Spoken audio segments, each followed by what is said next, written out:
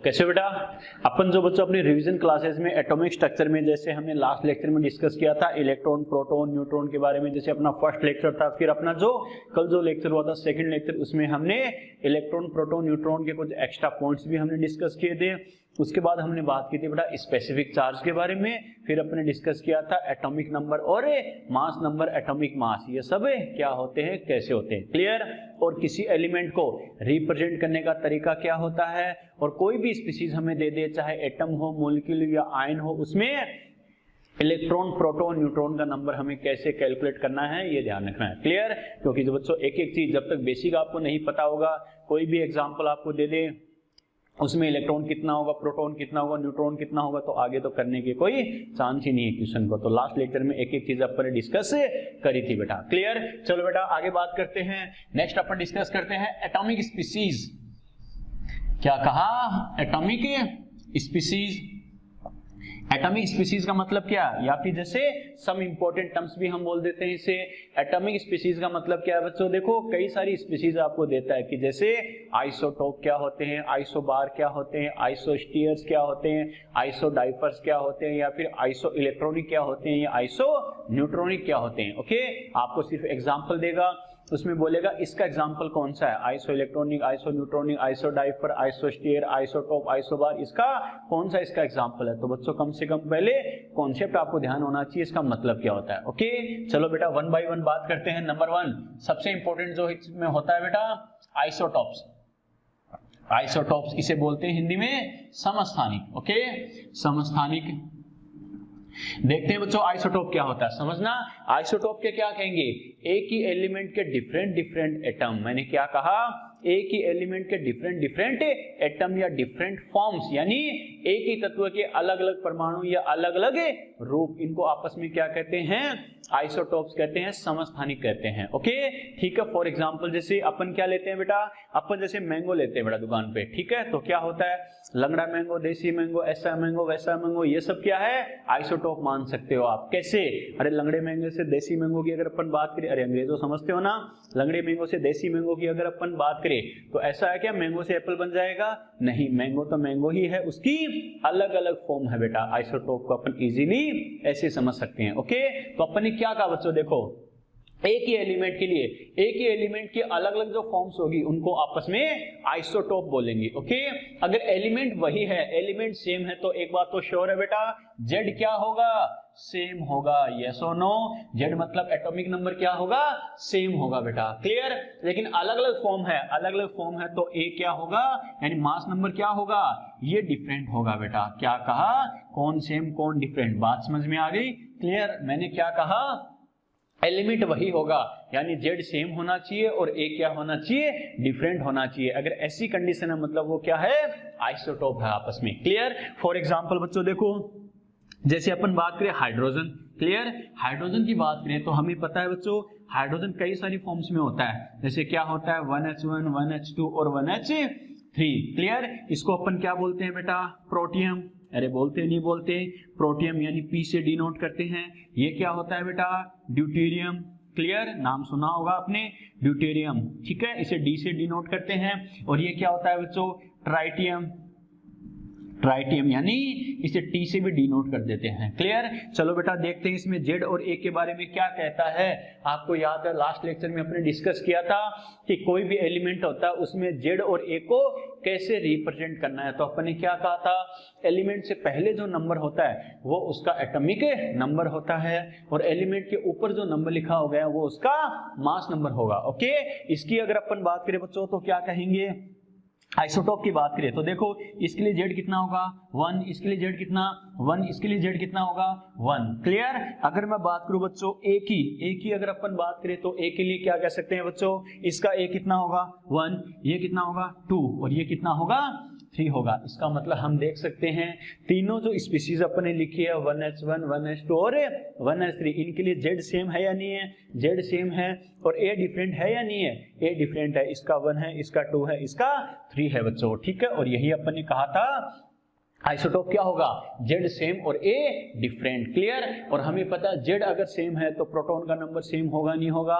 होगा। तो आइसोटोप को आइसोप्रोटिक भी बोल देते हैं। आइसोप्रोटिक मतलब प्रोटॉन का नंबर सेम होना, जेड अगर सेम है तो प्रोटॉन का नंबर भी सेम होगा। क्लियर। और एग्जांपल अपन देखिए, जैसे जो फेमस एग्जांपल है क्लोरीन। क्लोरीन की बात की तो एक्चुअल में क्लोरीन क्या होता है बेटा, दो फॉर्म में होता है, 17Cl35 और 17Cl37। क्लियर। इसके अकॉर्डिंग अगर अपन बात करें बच्चों तो देखो क्या कहेंगे, यहाँ क्लोरीन का जेड कितना है 17, यहाँ भी कितना है 17। क्लियर। एक ही अगर हम बात करें मास नंबर की, ये कितना है 35 और ये कितना होगा 37, यानी जेड क्या है सेम और ए क्या है डिफरेंट है बच्चों। क्लियर। यानी ये आपस में क्या है आइसोटोप्स है। जैसे 1H1 1H2 1H3 ये तीनों आपस में आइसोटोप्स है, समस्थानिक है। और ये क्लोरीन के दो आइसोटोप है क्योंकि इनका जेड सेम है, ए डिफरेंट है। क्लियर। अब बात करें, जैसे आपको याद हो तो अपन एक स्पेसिफिक चार्ज की बात की थी बच्चों, स्पेसिफिक चार्ज की बात की थी। स्पेसिफिक चार्ज क्या होता है, जिस भी पार्टिकल का स्पेसिफिक चार्ज चाहिए, विशिष्ट आवेश चाहिए, तो उसका चार्ज अपन उसी का मास। क्लियर। ठीक है। फॉर एग्जांपल देखते हैं, जैसे हाइड्रोजन की बात की तो मैंने 3 आइसोटोप लिखे हैं, 1H1 1H2 1H3। अगर मैं बात करूं स्पेसिफिक चार्ज की तो देखते हैं तीनों का स्पेसिफिक चार्ज सेम होता है या डिफरेंट होता है। चार्ज किससे आता है बच्चों, इलेक्ट्रॉन के एक्सचेंज से, ध्यान है ना, इलेक्ट्रॉन के आदान प्रदान से। हाइड्रोजन हमें पता है नॉर्मली, अरे तीनों किसकी फॉर्म है, हाइड्रोजन की तो फॉर्म है। हाइड्रोजन क्या करता है, इलेक्ट्रॉन डोनेट करता है, इलेक्ट्रॉन लॉस करता है, डोनेट करता है, त्यागता है। हमें पता तीनों में कितना कितना इलेक्ट्रॉन है, 1 1 1 ही है बच्चों। क्लियर। तो ये कितना इलेक्ट्रॉन डोनेट कर सकता है, 1 1 ही कर सकता है। तो तीनों पे क्या होगा, चार्ज को मैं 1 1 1 ही लिख रहा हूं। क्लियर। मास, इसका देखो मास ऊपर जो नंबर लिखा होता है वो क्या होता है, मास को रिप्रेजेंट करता है, द्रव्यमान को रिप्रेजेंट करता है, याद है ना। तो इसका मास कितना बेटा 1, इसका कितना 2 और इसका कितना 3। मेरा कहने का मतलब क्या है, 1/1 1/2 और 1/3। अगर रेशियो में लूं और अगर सिंपल फॉर्म में कन्वर्ट करना हो तो 6 से मल्टीप्लाई कर रहा हूं, तो ये 6, ये कितना 3, ये कितना 2। तो देखो बेटा, यानी आइसोटोप्स है लेकिन फिर भी इनका स्पेसिफिक चार्ज अलग अलग आ रहा नहीं आ रहा, आ रहा है। तो याद रखना, अगर आपसे बोला जाए आइसोटोप्स को सेपरेट करने का बेसिस क्या है, आधार क्या है, उनका स्पेसिफिक चार्ज, यानी स्पेसिफिक चार्ज के बेसिस पे हम क्या कर सकते हैं, आइसोटोप्स को सेपरेट कर सकते हैं बच्चों। आ गया समझ में। क्लियर। चलो बेटा, ये तो अपने बात की बेसिकली क्या आइसोटोप्स का मतलब क्या होता है, इनमें क्या सेम होता है, क्या डिफरेंट होता है। क्लियर।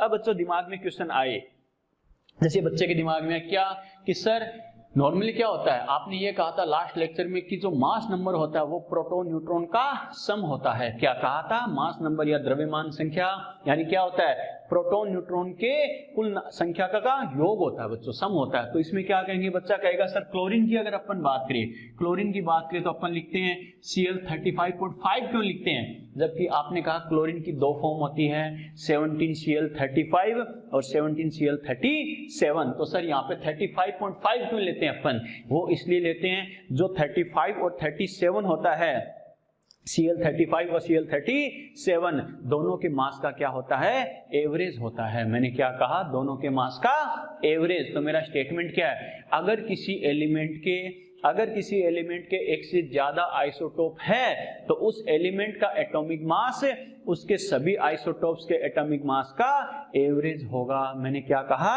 अगर कोई तत्व ऐसा है जिसके एक से ज्यादा समस्थानिक है तो उस तत्व का जो द्रव्यमान होता है, परमाणु द्रव्यमान होगा, वो क्या होगा, सभी समस्थानिकों के परमाणु द्रव्यमान का क्या होगा बेटा, औसत होता है। क्लियर।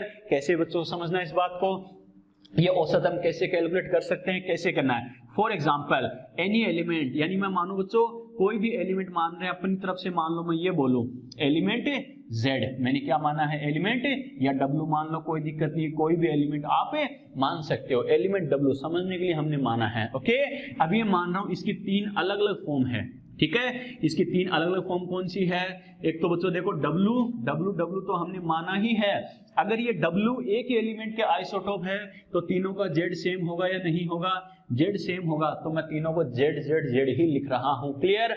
और हमें पता है A डिफरेंट होगा नहीं होगा, Z सेम A डिफरेंट है, तो इसका A मैं मान रहा हूं A1, ये है A2, ये है A3। बात समझ में आ गई, क्लियर। अब इनकी परसेंटेज अमाउंट है, परसेंटेज अमाउंट क्या, ये नेचर में, प्रकृति में किस परसेंटेज अमाउंट में प्रेजेंट है, किस प्रतिशत मात्रा में उपस्थित है। तो मैं मान रहा हूं बच्चों इनका रेशियो क्या है, x ratio y ratio z है। मैंने क्या कहा, यानी सीक्वेंस से देखें फर्स्ट सेकंड थर्ड, ये कितना है x% नेचर में पाया जाता है, ये y% है, ये z% है। तो मैंने क्या कहा, अगर किसी एलिमेंट के एक से ज्यादा आइसोटोप है तो उस एलिमेंट का जो एटॉमिक मास आएगा, परमाणु द्रव्यमान आएगा, वो सभी आइसोटोप के परमाणु द्रव्यमान का औसत होगा, एवरेज होगा। कैसे, अपन बात करें W। अब आपसे बोले कि पहले आइसोटोप का एटॉमिक मास कितना होगा, बच्चा कह देगा सर A1, दूसरे का कितना A2, तीसरे का कितना A3। लेकिन मैं फर्स्ट सेकंड थर्ड कुछ भी नहीं बोलूं, मैं बोलूं W, मैं W की बात करूं तो सर इसका क्या होगा, तो इसका क्या होगा, तो इसका कैसे कैलकुलेट करना है, न इसको यूज करना है, न इसको यूज करना है, न इसको, तीनों को यूज करना है बेटा एक साथ। आ गया समझ में। और उसे बोलते हैं एवरेज एटॉमिक मास। तो किसकी बात करें, एवरेज।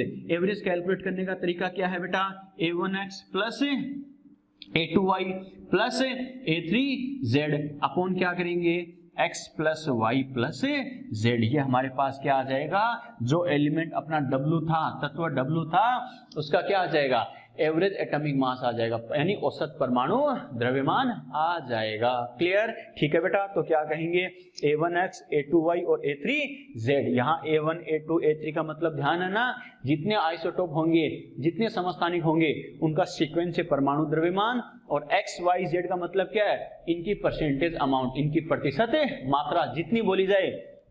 A1 इतना % है, गुणा मल्टीप्लाई कर दो, A2 इतना % है, मल्टीप्लाई कर दो, A3 इतना % है, मल्टीप्लाई कर दो, और टोटल अमाउंट हमें पता है परसेंटेज की बात कर रहा है, तो ये सम तो 100 आएगा ही आएगा। क्लियर। तो ऐसे क्या करते हैं, अगर किसी एलिमेंट के एक से ज्यादा आइसोटोप है, एक से ज्यादा समस्थानिक है, तो उसका जो एटॉमिक मास होगा, परमाणु द्रव्यमान होगा, वो किसी एक से नहीं करेंगे, सभी का औसत लिया जाता है। बात समझ में आ गई, क्लियर।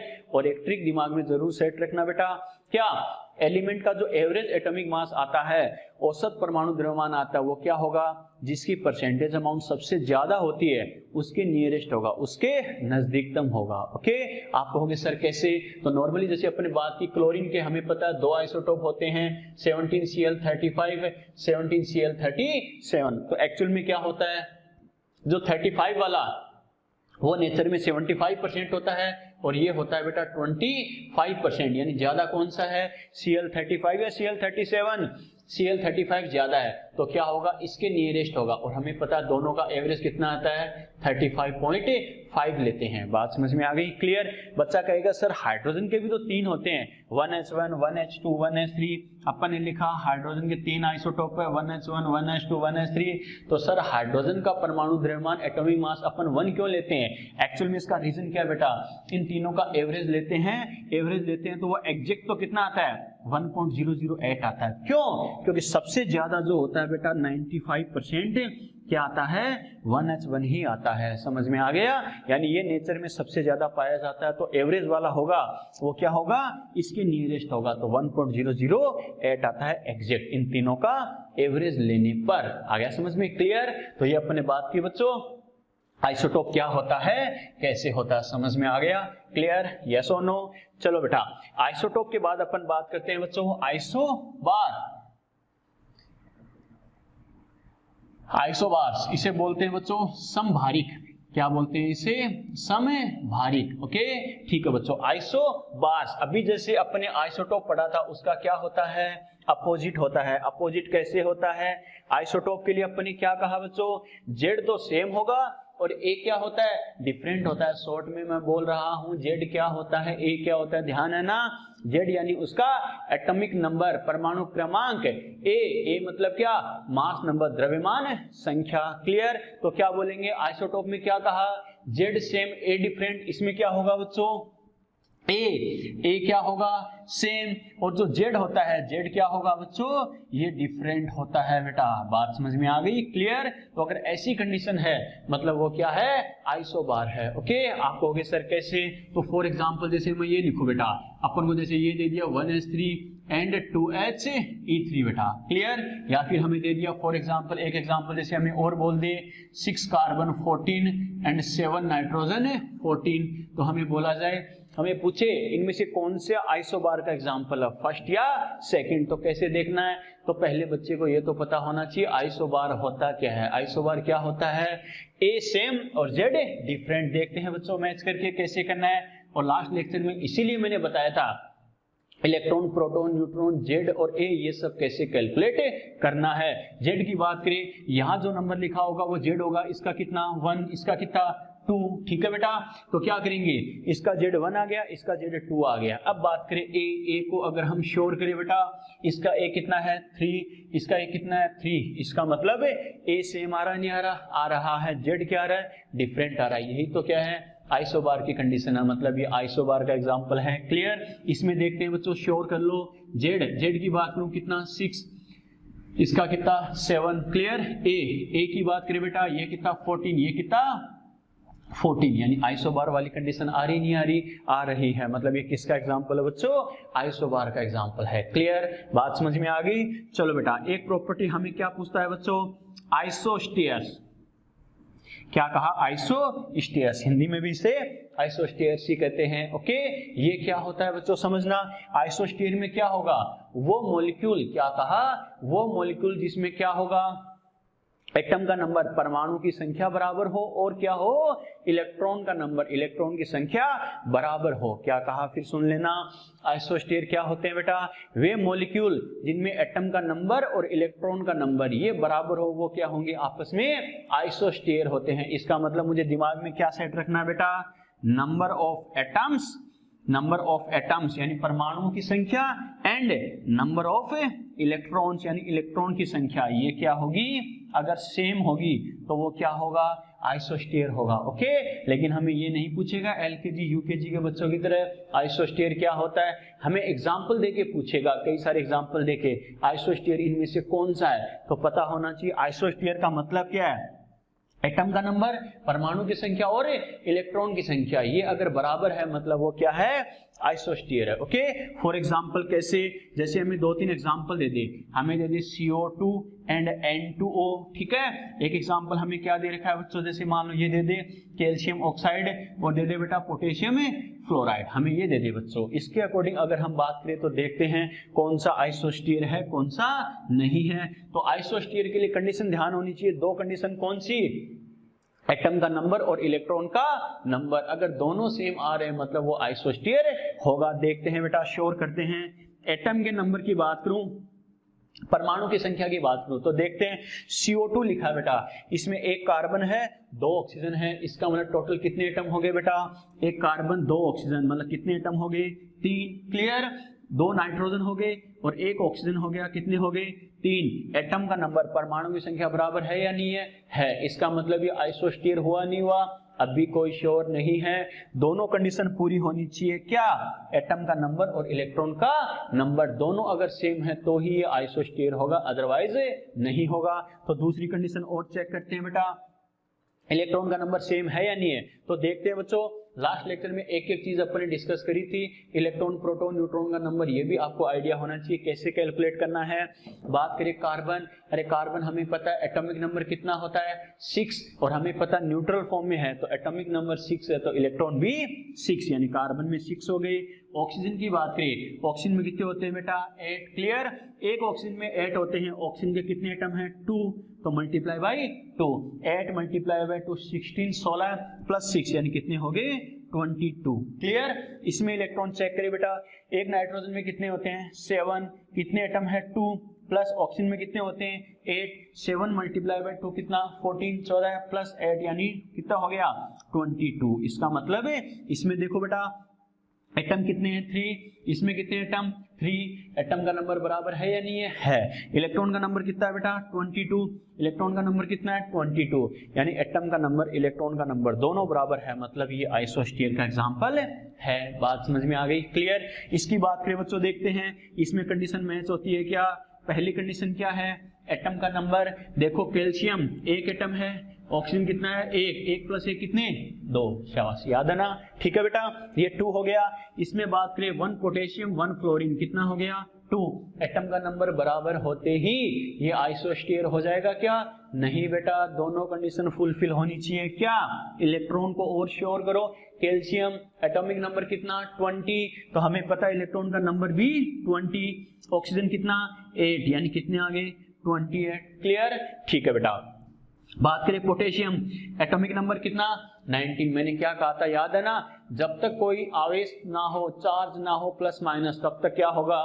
जितना जेड होता है उतने ही प्रोटॉन उतने ही इलेक्ट्रॉन। याद है ना? अरे पी तो हमेशा जेड के बराबर होता ही होता है, लेकिन कोई चार्ज नहीं है तो इलेक्ट्रॉन प्रोटॉन के बराबर और प्रोटॉन जेड के बराबर होता ही है। तो हमेशा जितना जेड उतने ही इलेक्ट्रॉन, अगर कोई चार्ज नहीं है तो। इस पे भी कोई चार्ज नहीं है तो हमें पता है एटॉमिक नंबर पोटेशियम का कितना? 19 तो 19 इलेक्ट्रॉन। फ्लोरीन कितना होता है? 9। इसे अगर करे बेटा तो ये भी कितना? 28। यस और नो? तो दोनों को कंपेयर करें, देखो एटम 2 इलेक्ट्रॉन 28 यानी दोनों ही क्या है बेटा? इसका मतलब ये आइसोस्टेयर का एग्जांपल है या नहीं है? है बच्चों। कैसे, क्या समझ में आ गया? क्लियर? यस और नो? चलो बेटा, ये अपने बात की है आइसोस्टेयर, इसका मतलब क्या होता है, कैसे होता है। यहां तक बात समझ में आई बेटा? क्लियर? चलो बेटा, अब अपन बात करते हैं किसके बारे में? आइसोडाइफर्स के बारे में। बेटा क्या कहा? आइसोडाइफर्स। चलो फोर्थ प्रॉपर्टी की बात करते हैं बच्चों। आइसोडाइफर्स हिंदी में भी इसे यही कहते हैं, आइसोडाइफर। इसका कॉन्सेप्ट क्या होता है बेटा? ऐसा कोई एग्जांपल आपको दे दे, ऐसे एलिमेंट, ऐसे तत्व जिनमें क्या हो? न्यूट्रॉन। देखो डाइफर्स, डी फॉर डिफरेंस। क्या कहा? डी फॉर डिफरेंस, यानी अंतर। किसका अंतर बच्चों? n-p क्या हो? सेम हो। क्या कहा? अगर कोई ऐसा एग्जांपल दे रखा हो जिसमें n-p की वैल्यू सेम हो, यानी न्यूट्रॉन प्रोटॉन का अंतर क्या हो? समान हो, तो वो क्या होगा?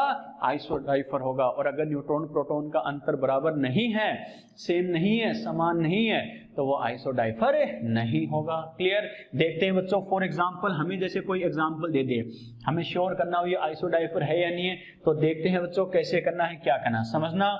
मुझे जैसे एग्जांपल ये दे रखा है 5 बोरॉन 11 एंड 6 कार्बन है 13। एक एग्जांपल हमें ये दे दिया।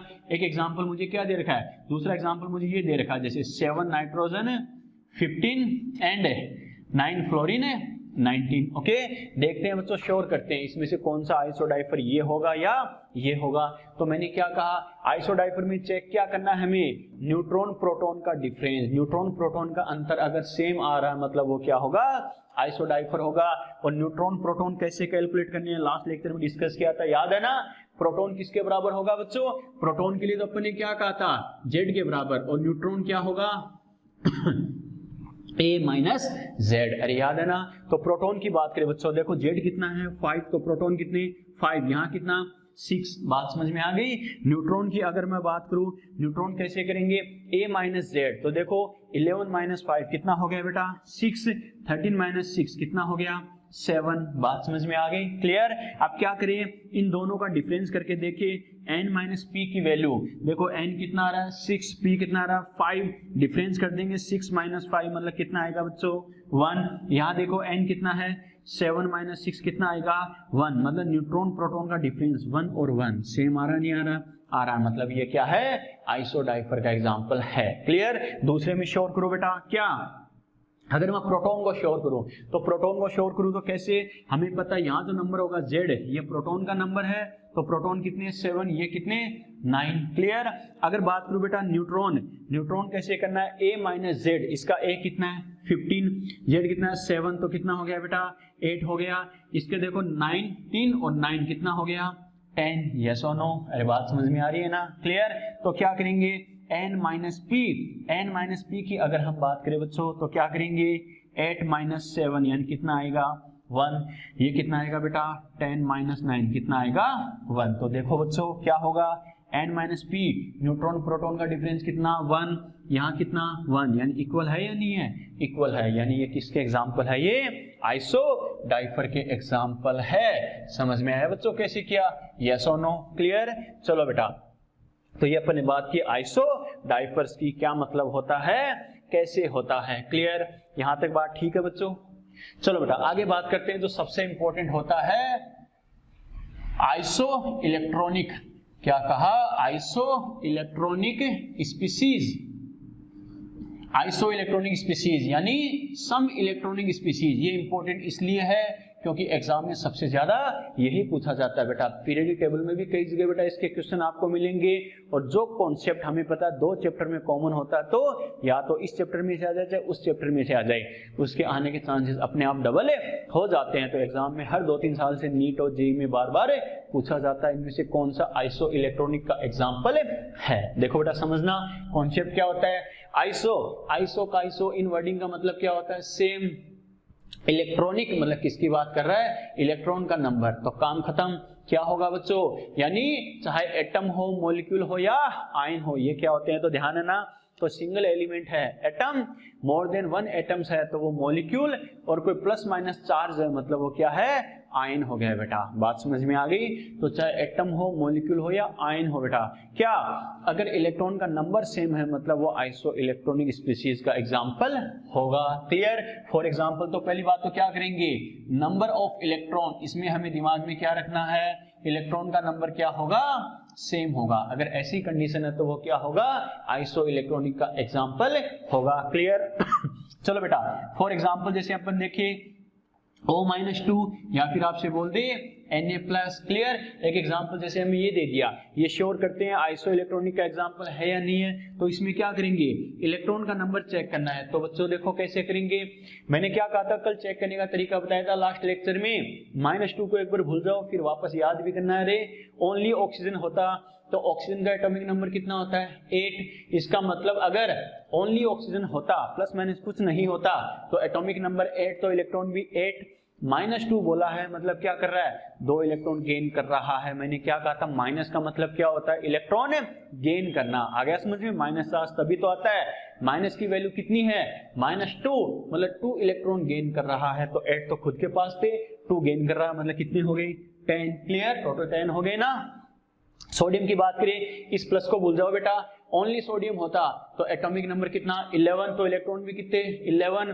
ओनली सोडियम होता तो 11 इलेक्ट्रॉन होते, लेकिन +1 बोल रहा है मतलब क्या कर रहा है, 1 इलेक्ट्रॉन डोनेट कर रहा है। अरे प्लस चार्ज कब आता है, इलेक्ट्रॉन डोनेट करने पर। कितने डोनेट किए हैं, 1 डोनेट किए हैं, तभी तो +1 चार्ज आया है। इसका मतलब 11 में 1 डोनेट कर दिया, कितने इलेक्ट्रॉन बच गए, 10। और हमें पता है इलेक्ट्रॉन का नंबर इक्वल है मतलब ये आइसो इलेक्ट्रॉनिक है। क्लियर। एक एग्जांपल हमें और दे दे, जैसे अपन ये बोले बेटा जैसे Cl- और ऑर्गन। ओके, इसकी बात करें बच्चों, देखो देखते हैं ये आइसो इलेक्ट्रॉनिक होगा क्या। तो हमें पता है ओनली क्लोरीन होता, इस माइनस को एक बार भूल जाओ, ओनली क्लोरीन होता तो इलेक्ट्रॉन कितने, 17। -1 बोला है मतलब 1 गेन करेगा, तो टोटल इलेक्ट्रॉन कितने हो गए, 18। क्लियर। ऑर्गन, हमें पता है ऑर्गन का एटॉमिक नंबर कितना होता है, 18। अरे 18 होता नहीं होता, होता है बच्चों 18। कोई प्लस माइनस चार्ज है क्या, नहीं, तो 18 ही इलेक्ट्रॉन। आ गया समझ में, 18 और 18 इक्वल है या नहीं है, इक्वल है, मतलब ये भी आइसो इलेक्ट्रॉनिक का एग्जांपल है। क्लियर। या फिर एक एग्जांपल हमें ये दे दे बच्चों, जैसे H2O एंड NH3, वाटर और अमोनिया की बात करें तो देखते हैं इसमें इलेक्ट्रॉन का नंबर सेम आता है या नहीं आता है।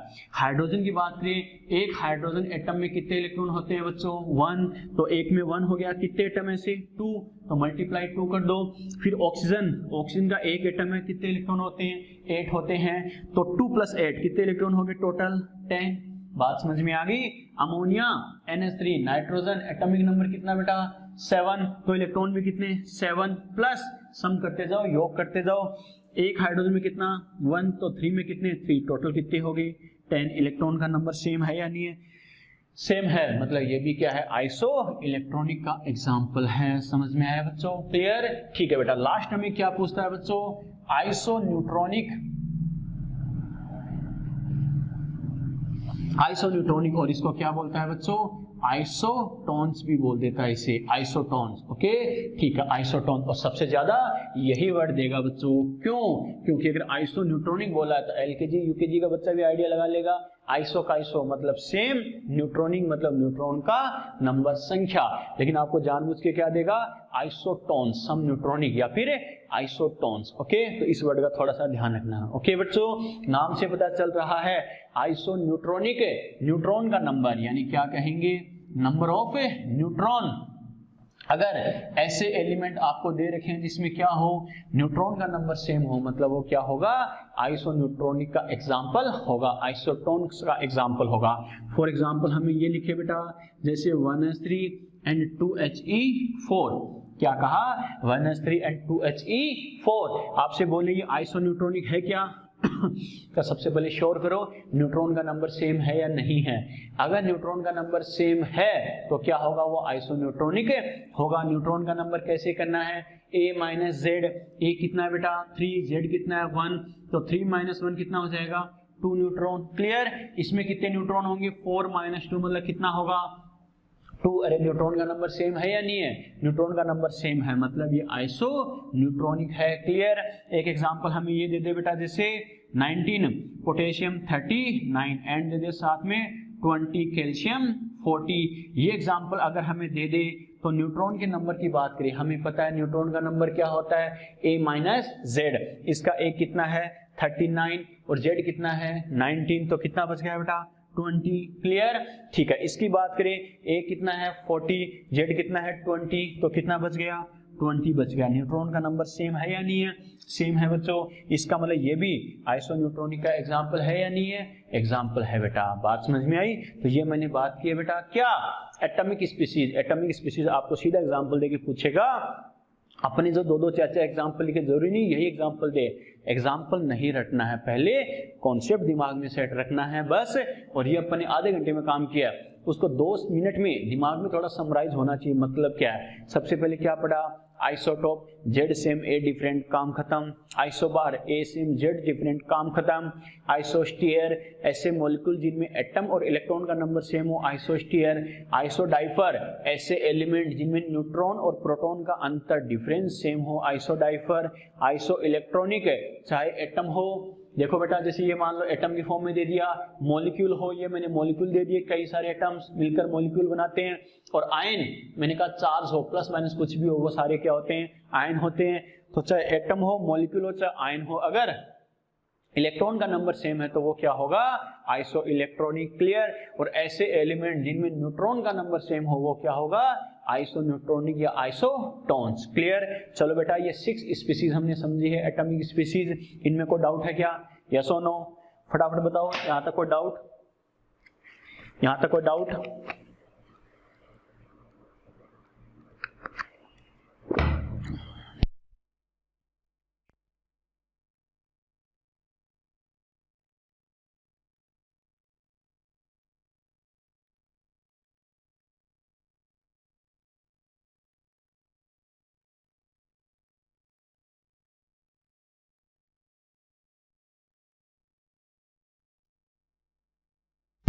चलो यहां तक कोई डाउट नहीं है, चलो बेटा ठीक है आगे बढ़ते हैं।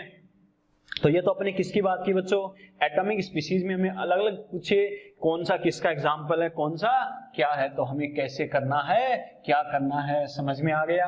क्लियर, चलो बेटा अब बात करते हैं बच्चों, आगे बढ़ते हैं। अल्फा बीटा गामा पार्टिकल्स के बारे में बात करें तो कैसे करना है, क्या करना, क्या कहा, अल्फा बीटा और गामा पार्टिकल्स, बार बार नाम आते हैं, ड्यूट्रॉन भी नाम आता है, इनका मीनिंग क्या होता है। तो बच्चों देखो आगे बढ़ते हैं, मैंने क्या कहा, अल्फा एक होता है बेटा बीटा, एक होता है गामा एंड एक होता है डी, ड्यूट्रॉन पार्टिकल्स, यानी इन कणों का बार बार नाम आता है। तो ये होते क्या हैं, बच्चे को आइडिया होना चाहिए। ओके, देखते हैं बेटा क्या होता है, कैसे होता है। इसकी बेटा फुल फॉर्म होती है अल्फा, क्या कहा अल्फा, ये होता है बेटा बीटा, ठीक है, ये होता है गामा, ना कि मामा, गामा, और ये होता है बेटा ड्यूट्रॉन।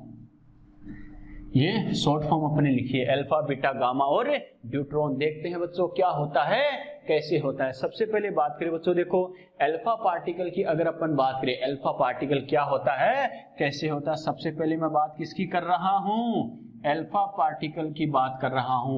अल्फा पार्टिकल क्या होता है, समझते हैं बेटा इस बात को। देखो अल्फा पार्टिकल की बात करें, नॉर्मली बच्चा सीधा इसे रटता है, लेकिन जब तक ये पता नहीं कि अल्फा पार्टिकल होता क्या है, श्योर कंफ्यूज होगे। ओके, और रटना तो है ही नहीं बच्चों, कैसे करना है। नॉर्मली हमने देखा होगा बच्चों, क्या जैसे हीलियम एटम होता है, तो हमें पता है हीलियम एटम क्या होता है, 2He4, यस और नो, अरे होता है। अब इस हीलियम एटम की अगर मैं बात करूं, इसमें इलेक्ट्रॉन कितने हैं बेटा, 2। अरे 2 इलेक्ट्रॉन है या नहीं है?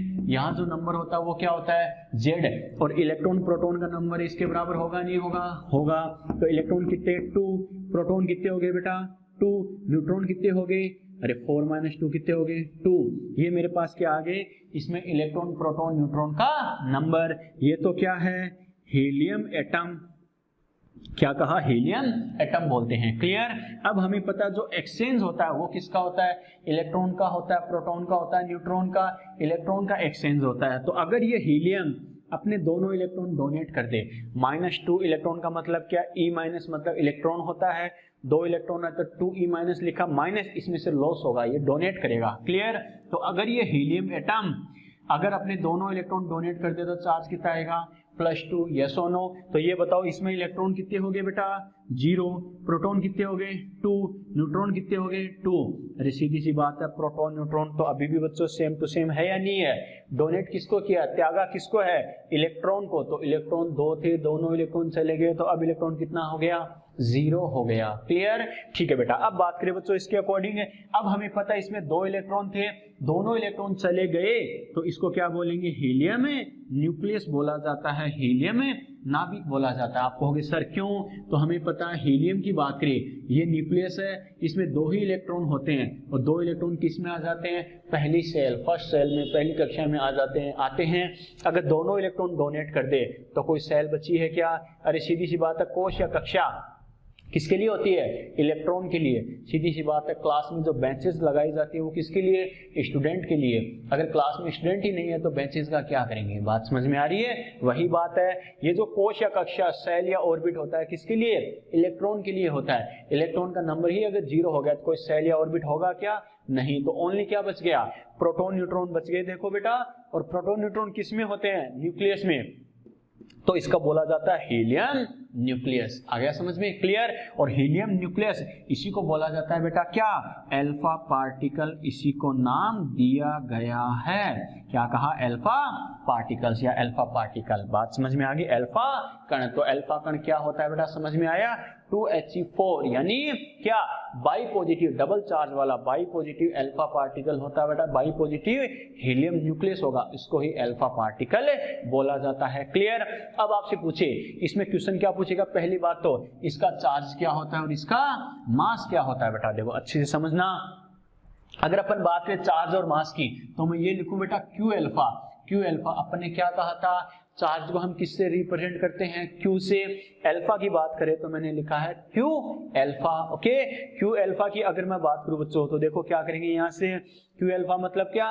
अल्फा पार्टिकल का चार्ज। अरे सीधी सी बात है, अल्फा पार्टिकल हमने किसको बोला था? इसको बोला था। आ गया समझ में? यानी बाई पॉजिटिव हीलियम न्यूक्लियस। अब इसमें क्या क्या बच गया? इलेक्ट्रॉन तो 0 हो गया, 2 प्रोटॉन है, 2 न्यूट्रॉन है। न्यूट्रॉन तो हमें पता है खुद ही कैसा है? न्यूट्रल पार्टिकल है, उदासीन कण है। तो चार्ज में इसका कोई रोल है क्या? नहीं। तो चार्ज के लिए कौन रेस्पॉन्सिबल होगा? Only and only 2 proton. Yes और नो? अरे 2 प्रोटॉन रेस्पॉन्सिबल होंगे या नहीं होंगे? होंगे बेटा। तो इसका चार्ज क्या होगा? इसका चार्ज होगा बेटा, जो प्रोटॉन का चार्ज है हमें पता है क्या होगा? उसका डबल हो जाएगा। क्यों? सीधी सी बात है, इलेक्ट्रॉन 0 है, 2 न्यूट्रॉन है, न्यूट्रॉन का कोई काम ही नहीं है चार्ज में, ओनली 2 प्रोटॉन बच गए, तो इसका चार्ज क्या होगा? यानी 2Qp, प्रोटॉन के चार्ज का डबल। समझ में आ गया? यस और नो? क्लियर? डबल कैसे हो तो समझ में आ रहा है ना? क्लियर? चलो बेटा, अब बात करें अपन इसके मास की। मास मतलब क्या? m अल्फा, अल्फा पार्टिकल का मास, द्रव्यमान क्या होता है बच्चों? देखो मास की बात करें, अल्फा पार्टिकल है क्या? ये रहा। आ गया समझ में? ये है। अब हमें पता मास में किसका रोल होता है? द्रव्यमान में प्रोटॉन और न्यूट्रॉन का होता है। यस और नो? जितने प्रोटॉन जितने न्यूट्रॉन होंगे उनके मास का सम कर दो, द्रव्यमान का योग कर दो, तो देखो प्रोटॉन कितने हैं? 2, न्यूट्रॉन कितने हैं? 2। तो क्या लिखेंगे? यानी 2 तो प्रोटॉन का मास और प्लस 2 न्यूट्रॉन का मास। यस और नो? ये टोटल क्या आ जाएगा? अल्फा पार्टिकल का मास आ जाएगा। समझ में आ गया बेटा? क्लियर? ठीक है। और इसको इजी बनाने के लिए क्या करते हैं? हमें पता है जो प्रोटॉन होता है बच्चों, प्रोटॉन होता है, न्यूट्रॉन होता है, उनका मास लगभग बराबर होता है, नहीं होता? अरे ऑलमोस्ट इक्वल होता है। तो यहाँ से अपन क्या कह सकते हैं? m अल्फा, m अल्फा मैं ऑलमोस्ट लिख रहा हूँ, देखो लहराते हुए, ध्यान है ना? ऑलमोस्ट क्या? 2mp, तो ऐसा कैसा? दो प्रोटॉन का मास है, और देखो प्रोटॉन न्यूट्रॉन दोनों का मास इक्वल है या नहीं है, तो 2mn की जगह मैं क्या लिख सकता हूँ 2mp, यस और नो, क्लियर। तो यहाँ से क्या लिखेंगे m अल्फा ऑलमोस्ट क्या हो गया 2mp, तो कितना हो गया बेटा 4mp, यानी अल्फा पार्टिकल का मास कितना प्रोटॉन के मास का 4 टाइम्स होता है। समझ में आ गया, यस और नो, क्लियर। तो बच्चों देखो याद रखने वाली बात क्या थी, क्या अल्फा पार्टिकल का चार्ज होता है वो प्रोटॉन के चार्ज का डबल होता है, मास क्या होता है प्रोटॉन के मास का 4 टाइम्स होता है, 4 गुना होता है, ठीक है। लेकिन कैसे होता है डायरेक्टली रटोगे तो कंफ्यूज हो जाओगे, कैसे होता है क्या होता है, समझ में आ गया, क्लियर। चलो बेटा अब बात करते हैं, कोई एलिमेंट है, आपसे बोला जाए कि कोई एलिमेंट है, इसे एक अल्फा पार्टिकल का एमिशन हो रहा है, 2 अल्फा पार्टिकल का एमिशन यानी उत्सर्जन हो रहा है, लॉस हो रहा है, तो उससे क्या होगा। तो समझना एलिमेंट कोई सा भी हो, मुझे नहीं पता, मैं मान रहा हूं अपनी तरफ से x, कोई सा भी एलिमेंट हो, क्लियर। अब हमें पता उसका z और a नहीं दे रखा, तो अपनी तरफ से मान सकते नहीं मान सकते, ऐसा मान सकते हैं उसका एटॉमिक नंबर यानी z है, मास नंबर a है बेटा, क्लियर। चलो अगर क्या हो इससे एक अल्फा पार्टिकल का लॉस हो जाए यानी माइनस हो जाए, तो हमें पता है अल्फा पार्टिकल की अगर मैं बात करूं तो क्या होगा, एक अल्फा पार्टिकल का लॉस होगा, तो अल्फा पार्टिकल क्या है ये है, एक अल्फा पार्टिकल का अगर लॉस होगा तो साथ में क्या जाएंगे, अरे अल्फा पार्टिकल की फॉर्म में क्या जाएगा 2 प्रोटॉन 2 न्यूट्रॉन, यस और नो। और हमें पता है यहाँ जो जेड होगा उसमें क्या काम आता है प्रोटॉन या न्यूट्रॉन, ओनली प्रोटॉन, यानी एक अल्फा पार्टिकल माइनस हो रहा है यानी लॉस हो रहा है, एमिशन हो रहा, उत्सर्जन हो रहा, उत्सर्जन बोलते हैं इसे एमिशन। एक अल्फा पार्टिकल का लॉस हो रहा तो क्या होगा 2 प्रोटॉन 2 न्यूट्रॉन जाएंगे, जेड में कौन यूज होता है ओनली प्रोटॉन का नंबर, एक अल्फा पार्टिकल जाएगा लॉस होगा तो साथ में 2 प्रोटॉन का लॉस होगा नहीं होगा, और जब 2 प्रोटॉन का लॉस होगा तो पहले जेड की वैल्यू जेड थी उसमें से 2 कम, जो भी जेड जो भी हो सकता है चाहे 10 हो चाहे 20 हो, पहले जो भी जेड होगा बेटा उसमें -2 होगा या नहीं होगा, होगा बेटा, आया समझ में, क्लियर। इसका मतलब जेड -2 आ गया समझ में, जो भी होगा जेड उसमें से 2 माइनस हो जाएगा, क्लियर। अब हमें पता है पहले जेड जेड था, अब कितना है z-2, जेड चेंज हुआ या नहीं हुआ, हो गया। जेड अगर चेंज होगा तो एलिमेंट चेंज होगा नहीं होगा, अरे तत्व भी चेंज हो जाएगा, अपन ने क्या कहा था जेड चेंज तो एलिमेंट तत्व चेंज, याद है ना, पहले x था, जो भी है बेटा ये मैं मान रहा हूं, अब मान लो y बन रहा है, क्लियर, पहले x था मैं क्या मान रहा हूं y का मतलब है पहले से कुछ नया एलिमेंट बन जाएगा, चाहे कोई सा भी हो, मुझे इससे मतलब नहीं है, अपन खाली समझ रहे हैं कि एक अल्फा पार्टिकल का लॉस हो तो क्या होता है, क्लियर। चलो बेटा अब मान लो देखो a में क्या फर्क पड़ेगा, हमें पता है एक अल्फा पार्टिकल का लॉस होता है तो देखो 2 प्रोटॉन जाते हैं 2 न्यूट्रॉन जाते हैं साथ में, क्लियर। a में किसका रोल होता है बेटा, ओनली p या n का, दोनों का रोल होता है, एक अल्फा पार्टिकल जाएगा तो साथ में 2 प्रोटॉन 2 न्यूट्रॉन का लॉस होगा, तो a क्या होता है p प्लस n ही तो होता है बेटा, इसका मतलब 2 प्रोटॉन 2 न्यूट्रॉन, टोटल लॉस कितने का 4 का, यस और नो।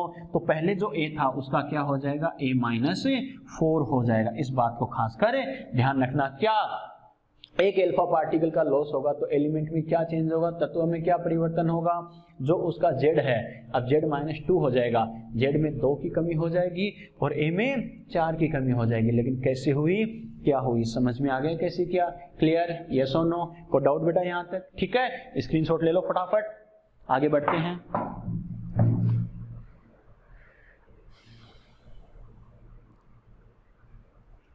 चलो बेटा यहां तक बात समझ में आ गई ना, तो ये तो अपन ने क्या कहा अल्फा पार्टिकल की अपन ने बात की है, कैसे होता है क्या होता है बेटा, ठीक है। चलो ये तो अपने अल्फा के लिए कहा, अब बात करते हैं बेटा आगे जो पार्टिकल हमने और लिखे हैं उनके बारे में, कैसे करना है क्या करना है। देखो बेटा दूसरा अपन ने क्या लिखा, देखो बीटा पार्टिकल की बात, इससे पहले ड्यूट्रॉन को समझते हैं बच्चों, देखो कैसे ड्यूट्रॉन की बात करें तो बच्चों देखो नॉर्मली बच्चे सीधे रटते हैं, लेकिन ये होता क्या है कैसे होता है, कॉन्सेप्ट थोड़ा सा ध्यान होना चाहिए, मतलब क्या होता है ताकि कहीं कंफ्यूज भी हो जाओ तो हम समझ सके एक्चुअल में ऐसे होता है तो ये वैल्यू आएगी, कैसे ड्यूट्रॉन एक्चुअल में होता क्या है, आपको याद हो तो बेटा हम हाइड्रोजन के आइसोटोप देखते हैं 1s1 1s2 1s3, इसमें जो नंबर 2 होता है वो क्या होता है ड्यूटीरियम, याद है ना, प्रोटियम ड्यूटीरियम और ट्राइटियम, क्लियर। हमें पता है इसमें इलेक्ट्रॉन की बात करूं कितना होता है 1, प्रोटॉन की बात करें कितना होता है 1, और न्यूट्रॉन की बात करें कितना होगा 2 - 1 यानी कितना होगा 1, यस और नो होता है बच्चों। इसे अपन क्या बोलते हैं ड्यूटेरियम बोला जाता है, यस और नो, ड्यूटेरियम। क्लियर। चलो बच्चों, अब ये क्या करेगा, ये क्या कर सकता है, अरे कोई भी एलिमेंट होता है वो लॉस किसका करता है, लॉस या गेन इलेक्ट्रॉन का करता है बच्चों। इसमें कितने इलेक्ट्रॉन है, 1, तो अगर ये एक इलेक्ट्रॉन का लॉस कर दे, एक इलेक्ट्रॉन का लॉस कर दे तो क्या होता है, 1h2 जो था इस पर एक प्लस चार्ज आएगा, नहीं आएगा, आएगा बच्चों। अब इसमें देखते हैं क्या क्या इसमें है। इलेक्ट्रॉन पहले कितना था, 1, इसका लॉस हो गया, इलेक्ट्रॉन कितना बच गया, 0। प्रोटॉन न्यूट्रॉन का कोई एक्सचेंज होता है क्या, नहीं, वो तो जितने हैं उतने ही रहते हैं, तो एक प्रोटॉन और एक न्यूट्रॉन। क्लियर।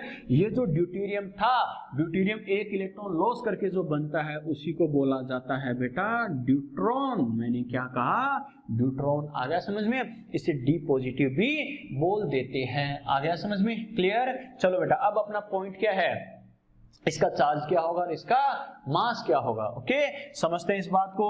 अगर इसके चार्ज और इसके मास की अगर मैं बात करूं बच्चों, तो देखो क्या करेंगे, Q किसका, ड्यूट्रॉन का।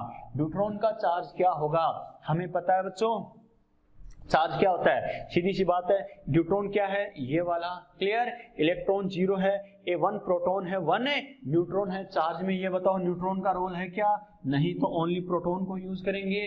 हमें पता है कितना प्रोटॉन है, 1 प्रोटॉन, तो 1 प्रोटॉन के बराबर ही चार्ज, यानी ड्यूट्रॉन का चार्ज क्या होगा, प्रोटॉन के चार्ज के बराबर। क्लियर। अब बात करें इसके मास की, तो क्या लिखेंगे, मास ऑफ ड्यूट्रॉन। हमें पता है मास में किसका रोल होता है, प्रोटॉन और न्यूट्रॉन का। क्लियर। प्रोटॉन न्यूट्रॉन का रोल होता है, जितने प्रोटॉन न्यूट्रॉन होंगे उन सभी का मास ले लो, 1 प्रोटॉन है, 1 न्यूट्रॉन है, तो क्या लिखेंगे बेटा, यहाँ मास में क्या लिखेंगे, प्रोटॉन का मास प्लस क्या लिखूंगा, न्यूट्रॉन का मास। यस और नो, अरे बात समझ में आ गई। क्लियर। और हमें पता है वही प्रोटॉन न्यूट्रॉन का मास इक्वल होता है, नहीं होता, तो इसको अपन क्या लिखेंगे, mass of deuteron equal to क्या, मास ऑफ प्रोटॉन। ये तो है, और इसकी जगह भी मैं क्या लिख सकता हूं, Mn की जगह Mp। यस और नो, तो यहां से क्या लिख सकते हैं, मास ऑफ ड्यूट्रॉन ऑलमोस्ट क्या हो जाएगा, 2Mp, प्रोटॉन के मास का डबल। तो मेरा कहने का मतलब क्या है बच्चों, क्या ड्यूट्रॉन जो होता है उसका चार्ज तो प्रोटॉन के चार्ज के बराबर और मास होगा प्रोटॉन के चार्ज का डबल। कैसे होगा, समझ में आ गया। क्लियर। बच्चा कंफ्यूज कहाँ होता है, अल्फा और ड्यूट्रॉन में, खासकर अल्फा पार्टिकल का चार्ज प्रोटॉन का डबल और मास होगा प्रोटॉन का 4 टाइम्स। यहाँ बात करें ड्यूट्रॉन की, चार्ज क्या होगा, प्रोटॉन के चार्ज के बराबर और मास क्या होगा, प्रोटॉन के चार्ज का डबल। समझ में आ गया। क्लियर। चलो बेटा, अब बात करते हैं क्या, बीटा पार्टिकल। अपने क्या कहा, कौन से particle, beta particle. Beta particle की अगर हम बात करें बच्चों, बीटा पार्टिकल्स क्या होते हैं, इसको बीटा से रिप्रेजेंट भी करते हैं, बीटा। क्लियर। ये क्या होता है, एक्चुअल में ये क्या होते हैं बच्चों, देखो 2 टाइप के होते हैं, एक होता है बीटा पॉजिटिव, एक होता है बीटा नेगेटिव। क्या होता है, बीटा पॉजिटिव। जो बीटा पॉजिटिव होते हैं इसको बोलते हैं बेटा पॉजिट्रॉन। क्या बोला जाता है, पॉजिट्रॉन। पॉजिट्रॉन मतलब क्या बेटा, पॉजिट्रॉन मतलब बीटा पॉजिटिव की बात कर रहा है, पॉजिट्रॉन मैंने बोला है। तो पॉजिट्रॉन देखो बेटा क्या होता है, कैसे होता है, आपको याद है अपने क्या कहा था, जो न्यूक्लियस के अंदर प्रोटॉन न्यूट्रॉन का रेशियो अगर इनबैलेंस हो जाए तो मैंने क्या कहा था, एक दूसरे में कन्वर्ट हो सकता है। एक दूसरे में किसमें, जिसका नंबर ज्यादा है वो कम वाले में कन्वर्ट हो सकता है। ओके, कैसे बच्चों, देखो समझना, अगर पॉजिट्रॉन का फॉर्मेशन कब होता है, अगर न्यूक्लियस के अंदर प्रोटॉन का नंबर ज्यादा हो। क्या कहा, न्यूक्लियस के अंदर प्रोटॉन का नंबर ज्यादा हो न्यूट्रॉन से, तो प्रोटॉन न्यूट्रॉन में कन्वर्ट होगा या नहीं होगा, होगा बच्चों। और प्रोटॉन जब न्यूट्रॉन में कन्वर्ट होता है तो साथ में एक पार्टिकल और बनता है, न्यूट्रिनो। क्या कहा, प्रोटॉन जब न्यूट्रॉन में कन्वर्ट होता है तो साथ में क्या बनता है, न्यूट्रिनो। और ये अनस्टेबल होता है तो न्यूट्रिनो वापस टूटकर क्या बनाता है, beta positive plus gamma rays. आ गया समझ में। क्लियर। तो क्या बनेगा, beta positive plus gamma rays बनता है बच्चों। आ गया समझ में। क्लियर। चलो बेटा, अब अपन बात करें, जैसे दूसरा पार्टिकल मैंने क्या बोला बेटा, बीटाट्रॉन होता है। क्या कहा, बीटाट्रॉन। बीटाट्रॉन होता है बीटा नेगेटिव। बीटा नेगेटिव क्या होता है, जैसे अपन ने कहा प्रोटॉन न्यूट्रॉन में कन्वर्ट हो सकता है, वैसे अगर न्यूट्रॉन का नंबर ज्यादा हो तो क्या होता है, तो देखो क्या कहेंगे, अगर न्यूट्रॉन का नंबर ज्यादा है वो किस में कन्वर्ट होगा, प्रोटॉन में कन्वर्ट होगा बच्चों। और प्रोटॉन में कन्वर्ट होता है न्यूट्रॉन तो साथ में एक पार्टिकल और बनता है जिसे बोलते हैं न्यू बार, यानी एंटी न्यूट्रिनो। स्टार्टिंग में मैंने कहा था बेटा, याद है ना, एटम के फंडामेंटल पार्टिकल की बात कर रहे थे, परमाणु के मौलिक कणों की बात कर रहे थे, तो मैंने कहा था इलेक्ट्रॉन, प्रोटॉन, न्यूट्रॉन के अलावा और भी पार्टिकल होते हैं, neutrino, antineutrino, betatron, positron, meson particle, quark particle, याद है ना, वही सब है बेटा। और ये क्या होता है, अनस्टेबल होने की वजह से वापस टूटता है तो बीटा नेगेटिव और गामा रेज का फॉर्मेशन करता है। और यहाँ तक बात समझ में आ गई, क्लियर। तो ये अपने क्या कहा, यानी बीटा पॉजिटिव और बीटा नेगेटिव इस टाइप से अगर बोला जाए तो एक्चुअल में ये बनते कैसे, इनका एमिशन कैसे होता है, फॉर्मेशन कैसे होता है, जब प्रोटॉन न्यूट्रॉन में कन्वर्ट हो या न्यूट्रॉन प्रोटॉन में कन्वर्ट हो। तो ये ध्यान रखना, अगर प्रोटॉन न्यूट्रॉन में कन्वर्ट होता है तो बीटा पॉजिटिव बनता है, न्यूट्रॉन प्रोटॉन में कन्वर्ट होता है तो बीटा नेगेटिव बनता है। क्लियर, बात समझ में आ गई। अब देखो क्वेश्चन आपसे क्या पूछा जाएगा, अगर बीटा पॉजिटिव और बीटा नेगेटिव इनका अगर किसी एलिमेंट से एमिशन हो तो क्या होगा, जेड और ए में क्या फर्क पड़ेगा। मैंने क्या कहा, अगर आपसे बोला जाए कि कोई भी एलिमेंट है, कोई भी तत्व है, उससे अगर बीटा पॉजिटिव और बीटा नेगेटिव का लॉस हो तो क्या होगा, उनके जेड और ए पर क्या इफेक्ट आएगा। ठीक है, तो समझना बच्चों, अगर बाय द वे मान लो कोई एलिमेंट क्या है, एक्स है बच्चों, उसका कुछ ना कुछ जेड होगा और ये ए है, अगर उससे क्या होगा, बीटा पॉजिटिव का लॉस हो रहा है। मैंने क्या कहा, बीटा पॉजिटिव, माइनस मतलब लॉस। क्लियर, अगर बीटा पॉजिटिव का लॉस होता है तो जेड एक कम हो जाता है। ठीक है, जेड क्या हो जाता है, एक कम हो जाता है। क्यों हो जाता है अभी बताऊंगा बेटा, समझना इस बात को, अभी इतना ध्यान रखना। जेड एक कम हो जाता है, जेड जो भी हो, पहले जो भी था उससे कम हो गया, अरे चेंज तो हो गया ना, जेड चेंज हो गया तो एलिमेंट चेंज हो गया। पहले एलिमेंट एक्स था, क्या बन गया वाई, और ए क्या रहेगा, अनचेंज, वाई ऐसा का ऐसा। समझ में आ रहा है, क्लियर। ठीक है बेटा, इसकी बात करिए बच्चों, देखो वाई बन गया और ए ऐसा कैसा। क्लियर, ठीक है। बच्चा कहेगा सर ऐसा क्यों, बिल्कुल बेटा बताऊंगा। दूसरी कंडीशन क्या है, एलिमेंट एक्स था, उसका कुछ ना कुछ जेड होगा और मास भी होगा तो ए। क्लियर, अब मैं क्या बोल रहा हूं, इससे किसका लॉस हो रहा है बेटा, मान लो अब इससे लॉस किसका हो रहा है, बीटा नेगेटिव का हो रहा है। आया समझ में, बीटा नेगेटिव माइनस बोला मतलब इसका लॉस हो रहा है। क्लियर, अगर बीटा नेगेटिव का लॉस होता है तो जेड क्या हो जाता है, एक प्लस हो जाता है। फिर वही बात, सर क्यों, यूं बच्चों बिल्कुल बताऊंगा कैसे, देखो समझना। अभी तो अगर एक बीटा माइनस का लॉस हुआ है, एमिशन हुआ, उत्सर्जन हुआ है, हानि हुई है, तो क्या होगा, पहले जो जेड था उससे एक प्लस हो जाएगा। अरे जो भी हो, जेड में प्लस हो चाहे माइनस हो, चेंज तो हो गया ना। अगर जेड चेंज हो गया तो एक्स से क्या बन जाएगा, वाई, और ए क्या रहेगा, एज इट इज रहेगा। ओके, लेकिन अब बच्चे के दिमाग में है कि सर ऐसा क्यों, आपने कहा एक बीटा पॉजिटिव का लॉस होता है तो जेड एक माइनस हो जाता है, और बीटा नेगेटिव का लॉस होता है तो एक जेड +1 हो जाता है, लेकिन ए क्या रहता है, सेम रहता है। सर ऐसा क्यों, तो अब समझना बेटा इस बात को, देखो एग्जांपल से इस बात को समझना है बच्चों। ये मान लो मैं बोल रहा हूं प्रोटॉन, कोई एग्जांपल में ले रहा हूं, मान लो प्रोटॉन का नंबर है, न्यूट्रॉन ये है, जेड ये है, ए। समझना बेटा इस बात को। एग्जांपल के लिए कोई एग्जांपल ऐसा दे रखा है जिसमें 5 प्रोटॉन है और 5 न्यूट्रॉन है। समझना इस बात को, 5 प्रोटॉन और 5 न्यूट्रॉन है। क्लियर, अगर ये बताओ उस एलिमेंट के अंदर, उस तत्व के अंदर 5 प्रोटॉन है, 5 प्रोटॉन है, तो उसका जेड भी कितना होगा, 5 होगा। क्लियर, अगर प्रोटॉन न्यूट्रॉन का नंबर 5 था तो ए कितना होता है, p+n, याद है ना, इसका मतलब ए कितना हो गया, 10। अरे बात समझ में आ रही है, क्लियर। चलो बेटा, अब मुझे क्या करना है, बीटा पॉजिटिव का एमिशन करना है, और हमें पता है बीटा पॉजिटिव कब बनेगा। अरे बीटा पॉजिटिव कब बनता है, जब एक प्रोटॉन एक न्यूट्रॉन में बदलता है, यस और नो। बीटा पॉजिटिव कब बनेगा बेटा, एक प्रोटॉन जब एक न्यूट्रॉन में चेंज होगा, इसका मतलब एक प्रोटॉन को मुझे एक न्यूट्रॉन में चेंज करना है, तभी तो क्या होगा, बीटा पॉजिटिव बनेगा, यस और नो। इसका मतलब बीटा पॉजिटिव का लॉस करना है तो क्या होगा, एक प्रोटॉन को एक न्यूट्रॉन में कन्वर्ट करूंगा तो पहले प्रोटॉन कितने थे, 5, तो क्या करूंगा, एक कन्वर्ट हो गया तभी तो बीटा पॉजिटिव बनेगा। तो पहले प्रोटॉन 5 थे, अब कितने हो गए, 4। बात समझ में आ रही है।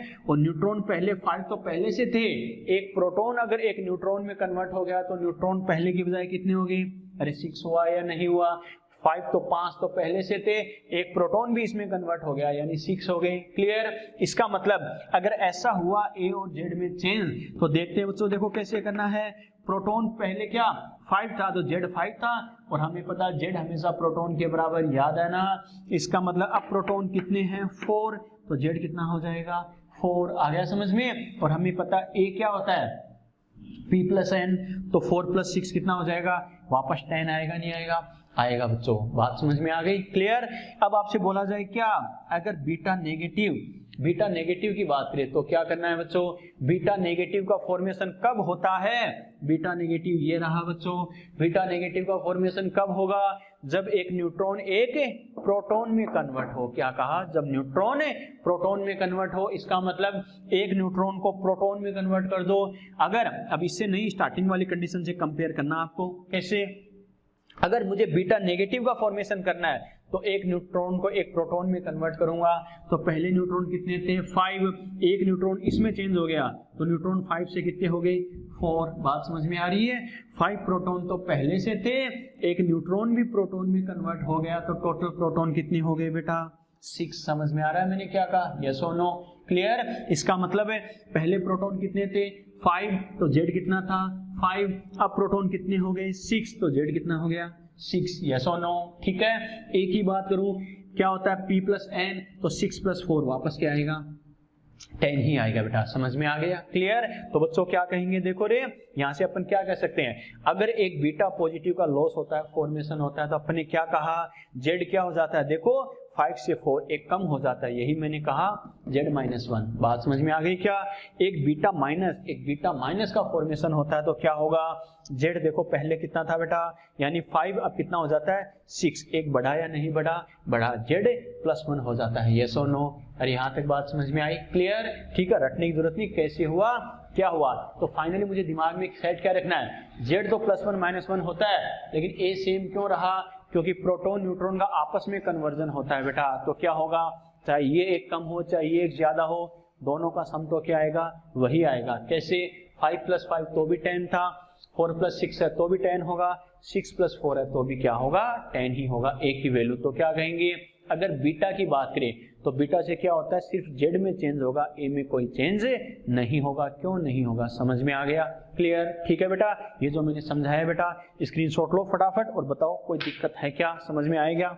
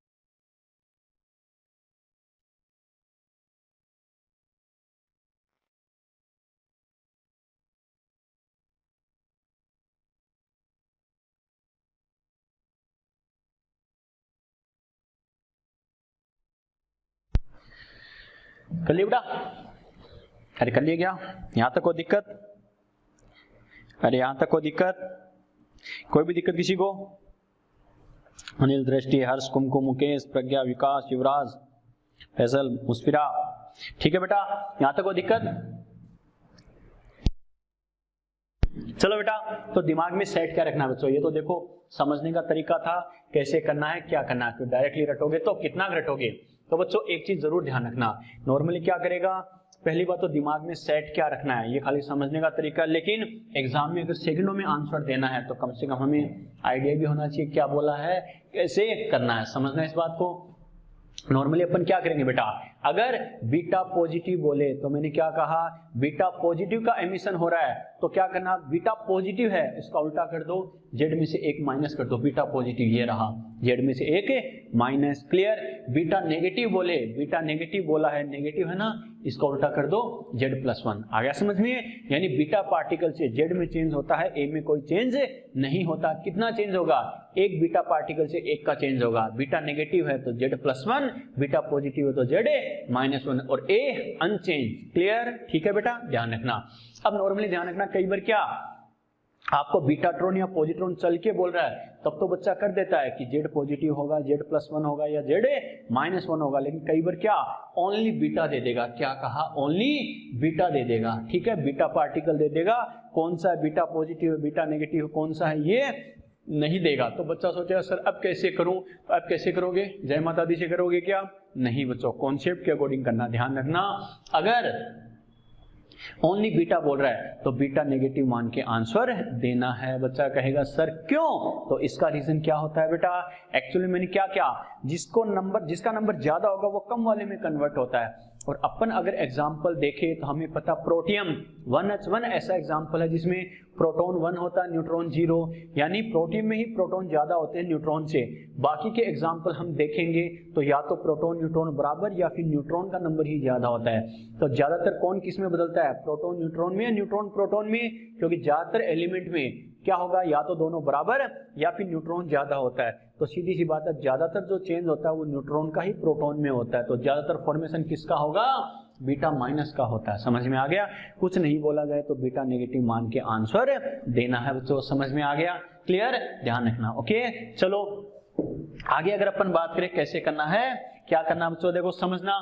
यहां से अपन क्या कह सकते हैं बच्चों, नॉर्मली अगर अपन बात करें तो देखो आपसे बोला जाए number of emitted alpha particle, यानी कितने अल्फा पार्टिकल का एमिशन हुआ है, number of emitted alpha particle. यानी आपको एग्जांपल दे दे कि कोई एलिमेंट पहले ये है और बाद में इसमें चेंज हो गया, इसमें कितने अल्फा पार्टिकल का एमिशन हुआ। तो ध्यान रखना बच्चों, इसका फॉर्मूला क्या है, A initial minus A final upon क्या करना, 4 कर देना। डायरेक्टली आपके पास क्या आ जाएगा, अल्फा पार्टिकल का नंबर आ जाएगा। आप कहोगे सर कैसे, तो ध्यान रखना, फॉर एग्जांपल जैसे आपको ये दे दिया कोई भी एलिमेंट बेटा x है, ये मान लो 40 है, पहले 40 था, ये मान लो कन्वर्ट हो रहा है बेटा, ये क्या हो रहा है, मान लो किसमें, इसी में कन्वर्ट हो रहा है, मान लो 20 में कन्वर्ट हो गया। मैंने क्या कहा, x 40 से y 20 में कन्वर्ट हो रहा है, इसका z कुछ भी हो हमें मतलब नहीं है। a के रेस्पेक्ट में मैं बात करूं बच्चों तो देखो number of emitted alpha particle की बात करूं, एमिशन से पहले a कितना है 40 और बाद में कितना है 20 अपॉन क्या करेंगे 4, तो क्या करेंगे 20/4, तो पता चल गया कितने अल्फा पार्टिकल, 5 अल्फा पार्टिकल। समझ में आ गया? क्लियर? बच्चा कहेगा सर जेड से कर सकते हैं क्या, जेड से नहीं कर सकते, हमेशा जेड से सही आंसर आए कोई जरूरी नहीं है। क्यों? जेड की वजह से जो चेंज होता है वो तो क्या बीटा पार्टिकल की वजह से भी हो सकता है, लेकिन हमें पता है अगर अल्फा की बात करें तो ए में जो चेंज होगा वो ओनली एंड ओनली अल्फा की वजह से ही आएगा। समझ में आ रहा है मैं क्या कर रहा हूं? यानी अल्फा पार्टिकल का नंबर चाहिए तो बच्चा कहेगा सर जेड में 2 का चेंज आता है तो Z initial minus Z final कर सकता हूं क्या, नहीं, क्योंकि जेड में जो चेंज होगा वो तो बीटा पार्टिकल भी कर सकता है, कर सकता नहीं कर सकता, लेकिन बीटा पार्टिकल साथ में अगर लॉस हो रहा है तो भी ए में कोई चेंज नहीं करेगा। यानी ए में जो चेंज आ रहा है वो तो स्पेशली क्या आएगा, किसकी वजह से, अल्फा पार्टिकल की वजह से ही आएगा। समझ में आ रहा है? क्लियर?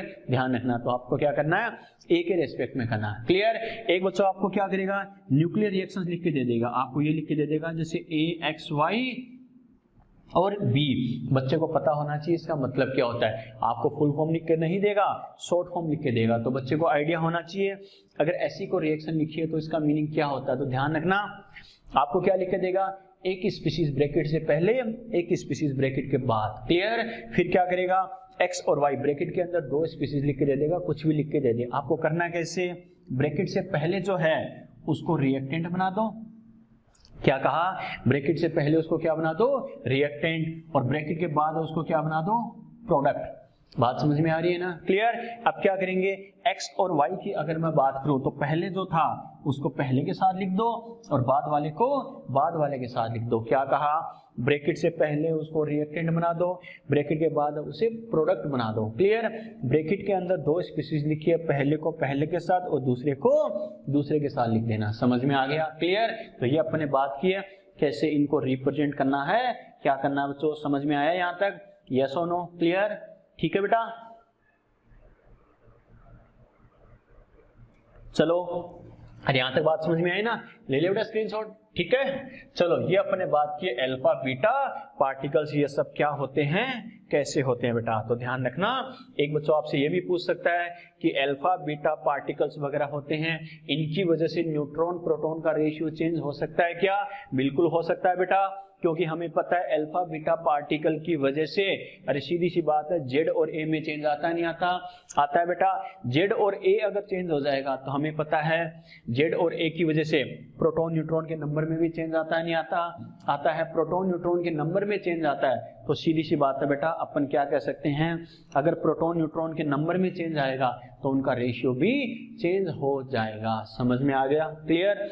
ये जो अपना स्टार्टिंग का बच्चों क्या एग्जाम्पल बेस्ड पोर्शन था, ये क्या होता वो क्या होता, ये सब कुछ अपने डिस्कस किया है, क्लियर। अब बात करते हैं थ्योरी पर चलते हैं, कॉन्सेप्ट पर चलते हैं बेटा। तो आगे बढ़ते हैं, मैक्सवेल्स, क्या कहा, मैक्सवेल की अगर अपन बात करें बेटा तो क्या कहेंगे, Maxwell's electromagnetic wave theory, Maxwell's electromagnetic wave theory. तो देखो क्या कहेंगे, कैसे करेंगे, मैक्सवेल का विद्युत चुंबकीय तरंग सिद्धांत, क्या कहा, मैक्सवेल का विद्युत चुंबकीय तरंग सिद्धांत। ये मैक्सवेल साइंटिस्ट थे, इन्होंने क्या किया, वेव तरंगों के बारे में एक कॉन्सेप्ट दिया। तो इन्होंने क्या कहा, देखो बच्चों, इन्होंने क्या कहा, जब किसी चार्ज पार्टिकल को एक्सीलरेट करते हैं, किसी आवेशित कण को त्वरित करते हैं तो क्या होता है, अल्टरनेटिव फॉर्म में एकांतर रूप से क्या होता है, इलेक्ट्रिक वेव और मैग्नेटिक वेव का फॉर्मेशन होता है, यानी विद्युत चुंबकीय और चुंबकीय तरंगों का निर्माण होता है। और वो क्या करते हैं, एक वेव की फॉर्म में मूव करती है, तरंगों के रूप में गति करती है, जिनको बोला जाता है इलेक्ट्रोमैग्नेटिक वेव। मैंने क्या कहा, पहली बात तो बच्चे के दिमाग में सर वेव, तरंग का मतलब क्या होता है, वेव का मतलब है बेटा किसी पार्टिकल का रैंडमली मूव करना, यानी यादृच्छिक रूप से गति करना। यादृच्छिक रूप से गति करने का मतलब है ऐसा नहीं एक सीधी रेखा में गति कर रहा है, नहीं, हर दिशा में अपनी मर्जी से 3D में गति करना, 3D डायरेक्शन नहीं,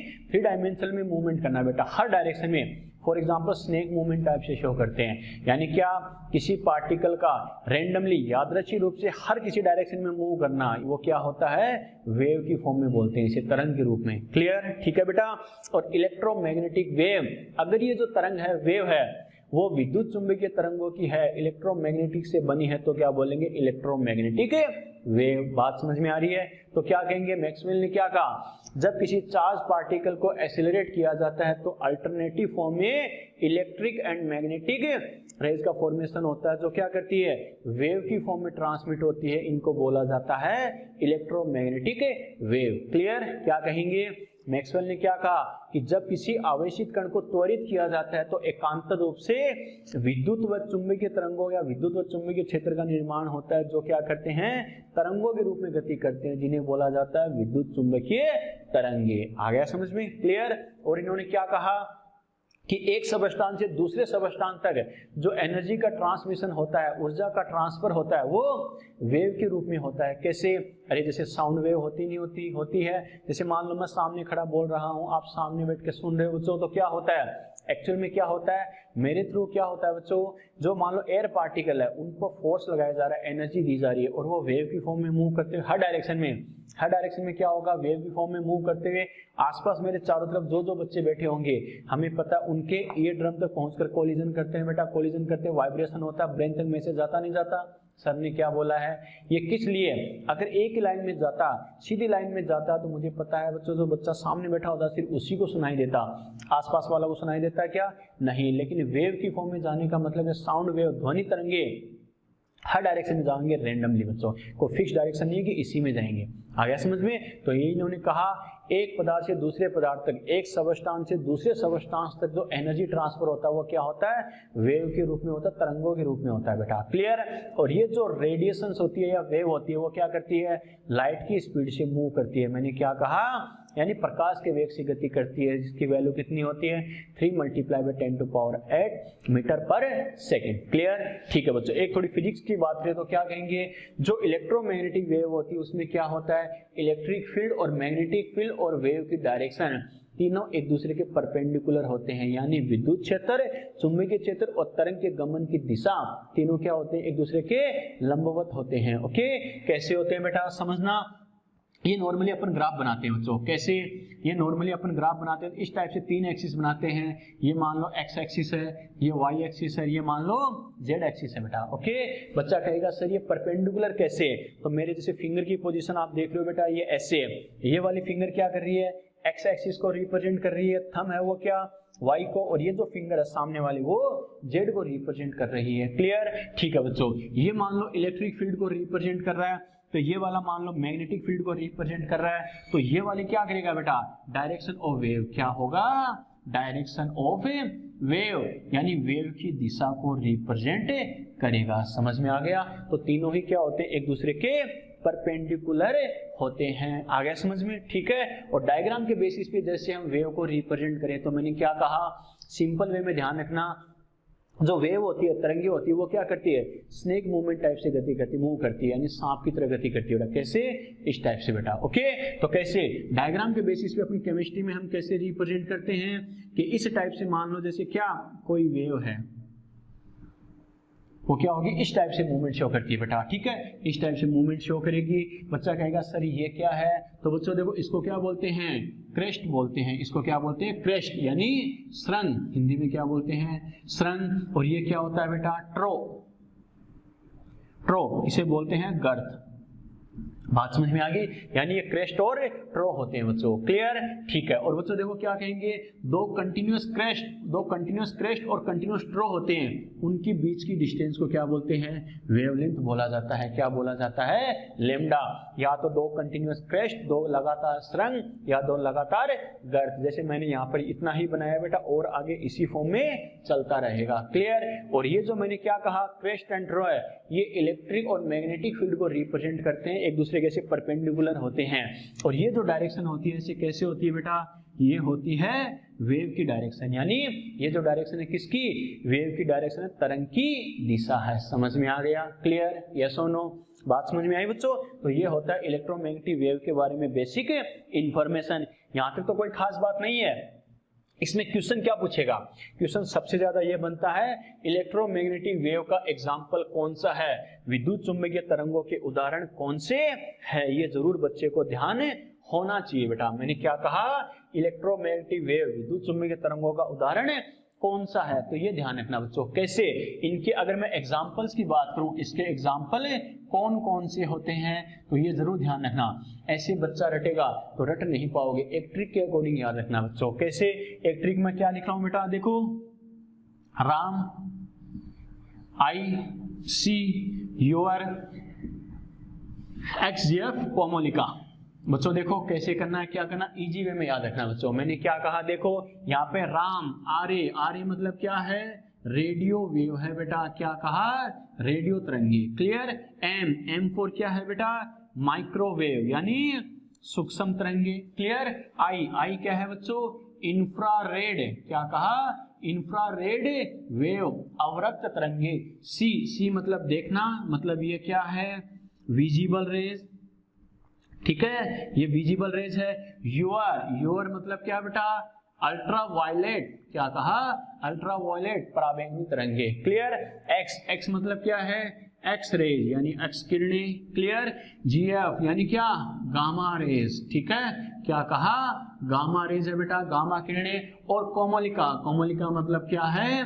कॉस्मिक रेज, कॉस्मिक किरणें। समझ में आ गया? तो पहला क्वेश्चन तो ये, क्या इलेक्ट्रोमैग्नेटिक वेव का इनमें से एग्जाम्पल कौन सा है, इसमें से विद्युत चुंबकीय तरंगों का उदाहरण कौन सा है, तो ये सब इलेक्ट्रोमैग्नेटिक वेव के उदाहरण एग्जाम्पल होते हैं बेटा। क्लियर? अब इसमें दूसरा क्वेश्चन क्या पूछता है बच्चों?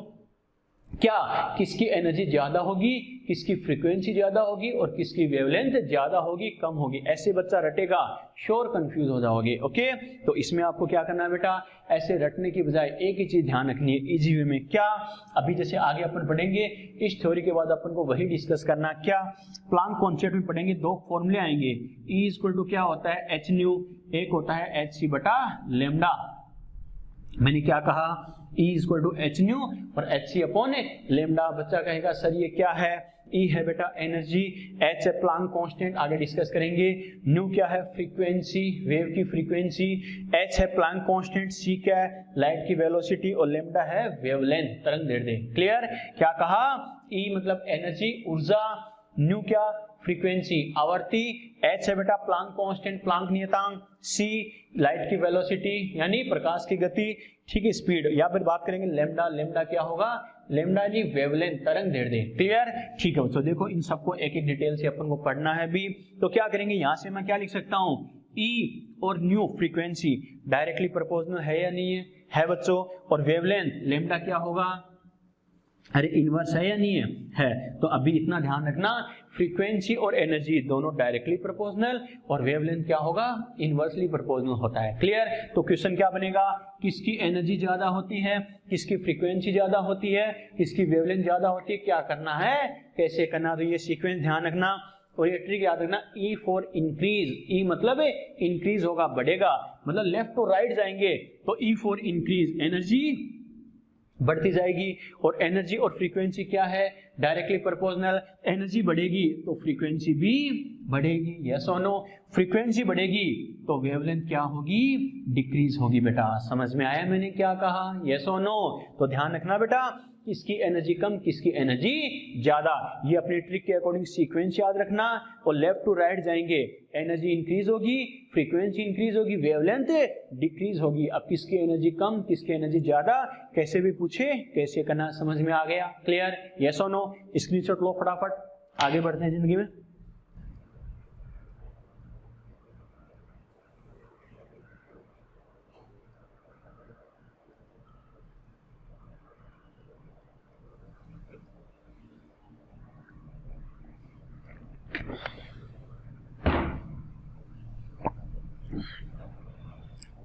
हर्ष क्या कहा, गामा रे डेंजरस, कॉस्मिक रे सबसे ज्यादा डेंजरस होती है बेटा, इसकी एनर्जी सबसे ज्यादा होती है। ठीक है, चलो बेटा स्क्रीनशॉट ले लिया। चलो बेटा ये तो अपने बात की क्या, इलेक्ट्रोमैग्नेटिक वेव जो होती है उसके एग्जांपल कौन कौन से होते हैं बेटा, आ गया समझ में। क्लियर, तो ये किसके एग्जांपल थे, इलेक्ट्रोमैग्नेटिक वेव के एग्जांपल थे। एक आपसे पूछे बेटा क्या, इसकी जो वेवलेंथ होती है, वेवलेंथ की रेंज क्या होती है, यानी जो तरंग दैर्ध्य होती है उसके परास से क्या होती है। तो इलेक्ट्रोमैग्नेटिक जो वेव होती है उसकी जो वेवलेंथ की रेंज होती है बेटा 10⁻⁴ एंगस्ट्रम से 3 × 10⁻14 एंगस्ट्रम तक होती है। ठीक है, यानी कम से कम इतनी और मैक्सिमम इतनी होती है बच्चों। ये क्लियर, ये इसकी वेवलेंथ की रेंज है, तरंग दैर्ध्य की परास होती है। लेकिन एक चीज और ध्यान रखना बेटा, क्या मैंने लिखा था सी मतलब क्या, देखना, मतलब visible, visible raise, visible raise मतलब क्या, सनलाइट। ठीक है, सनलाइट यानी सूर्य की किरणें, सूर्य का प्रकाश, इसमें जरूर ध्यान रखना बेटा। ये जैसे बचपन से हम कई बार देखते आ रहे हैं, एक इसकी ट्रिक भी होती है। इसकी ट्रिक क्या होती है, ध्यान है ना, अरे क्या होती है बेटा, इसकी ट्रिक अपन क्या लिखते हैं, विबग्योर, क्या लिखते हैं, विबग्योर। अरे ये तो ध्यान है ना, कैसे बेटा, वी मतलब क्या होता है, वॉयलेट। ठीक है, ये क्या होता है बेटा, इंडिगो। ठीक है, ये कैसा, इंडिगो। इसके अकॉर्डिंग बात करिए कैसा, जैसे हमें पता वॉयलेट मतलब कैसा, बैंगनी, और ये क्या थोड़ा आसमानी, और ये क्या कैसा, ब्लू नीला, और ये क्या बेटा, ग्रीन हरा, ये मतलब क्या, येलो यानी पीला, और ये क्या बेटा, ऑरेंज यानी नारंगी, और ये कैसा, रेड मतलब लाल। आ गया समझ में। फिर बच्चे से पूछता है किसकी वेवलेंथ कम होगी, किसकी ज्यादा होगी। तो ध्यान रखना, इसमें जो लेफ्ट टू राइट जाएंगे, अभी जो अपने किया था उसका अपोजिट कर दो। मैंने क्या कहा, अभी जो राम ICU याद है वो ट्रिक लिखी थी इलेक्ट्रोमैग्नेटिक वेव की, उसका उल्टा कर दो। कैसे, अभी अपन ने क्या कहा था, लेफ्ट टू राइट जाएंगे, E फॉर इंक्रीज, एनर्जी बढ़ेगी, इसमें उल्टा कर दो, एनर्जी डिक्रीज, एनर्जी डिक्रीज है तो फ्रीक्वेंसी डायरेक्टली प्रोपोर्शनल है तो ये भी डिक्रीज है, और वेवलेंथ क्या होगी, इंक्रीज, क्योंकि ये इनके इनवर्स होती है। अब आपको कैसे भी पूछे किसकी फ्रीक्वेंसी कम ज्यादा, एनर्जी कम ज्यादा और वेवलेंथ कम ज्यादा, तो कैसे करना हम देखते भी हैं। रेड वाली वेवलेंथ क्या होती है, सबसे ज्यादा होती है, यस और नो।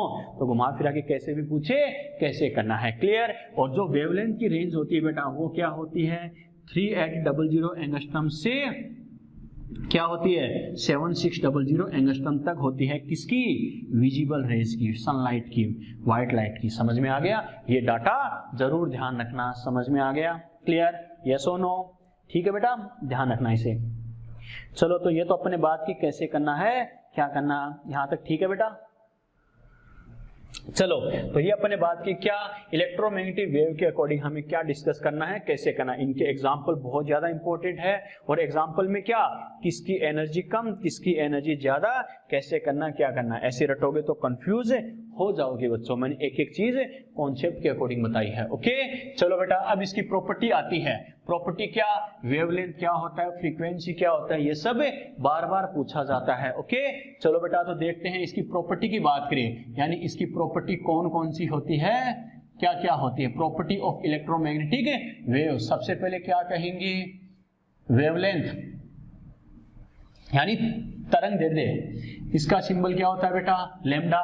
तो क्या कहेंगे, वेवलेंथ क्या होती है, दो कंटिन्यूअस क्रेस्ट और दो कंटिन्यूअस ट्रो के बीच की जो डिस्टेंस होगी वो क्या होता है, वेवलेंथ होगी। मैंने क्या कहा, दो क्रमागत सुरंग व दो क्रमागत गर्त के बीच की जो डिस्टेंस होती है वो क्या होगी, वेवलेंथ होगी बच्चों। कैसे, ये अपने कहा था कोई वेव होती है ऐसे मूव करती है, ऐसे मान लो मूव करेगी तो क्या होगा, दो कंटिन्यूअस क्रेस्ट, हमें पता है ये तो क्या होते हैं बेटा, ये क्रेस्ट है या नहीं है, ये ट्रो है, सुरंग और गर्त। तो या तो दो कंटिन्यूअस क्रेस्ट यानी क्या, यहां से लेकर यहां तक की डिस्टेंस, या दो कंटिन्यूअस ट्रो, ट्रो मतलब यहां से लेकर यहां तक की डिस्टेंस, इसको क्या बोला जाता है बच्चों, वेवलेंथ तरंग दैर्ध्य बोला जाता है, क्लियर। और इसकी जो यूनिट होगी वो क्या होगी, angstrom, metre, centimetre, nanometre, picometre, इनमें से किसी में भी दे सकता है। आ गया समझ में। अभी एक और ये क्या करती है बच्चों, ये किसी वेव के कलर को रिप्रेजेंट करती है। क्या कहा, अरे वेवलेंथ किसको रिप्रेजेंट करती है, कलर को रिप्रेजेंट करती है। आप देख भी सकते हो बेटा, रंग को प्रदर्शित करती है। हमें पता है विबग्योर, विबग्योर में क्या होता है, सभी की वेवलेंथ अलग अलग होती है तो कलर भी अलग अलग होता है बेटा। आ गया समझ में, क्लियर। चलो बेटा तो ये होता है वेवलेंथ। दूसरी प्रॉपर्टी होती है बेटा फ्रीक्वेंसी। क्या कहा, फ्रीक्वेंसी। फ्रीक्वेंसी क्या होता है, आवर्ती, इसे न्यू या फिर एफ से भी रिप्रेजेंट कर देता है। फ्रीक्वेंसी क्या होती है, यानी किसी पॉइंट से, क्या कहा, किसी पॉइंट से पर सेकंड कितनी वेव पास होती है तो उसे क्या बोलते हैं, उसकी फ्रीक्वेंसी। यानी किसी निश्चित बिंदु से प्रति सेकंड कितनी तरंगे गुजरती है वो क्या होती है, किसी तरंग की क्या आवर्ती बोली जाती है, किसी वेव की फ्रीक्वेंसी बोली जाती है। आ गया समझ में।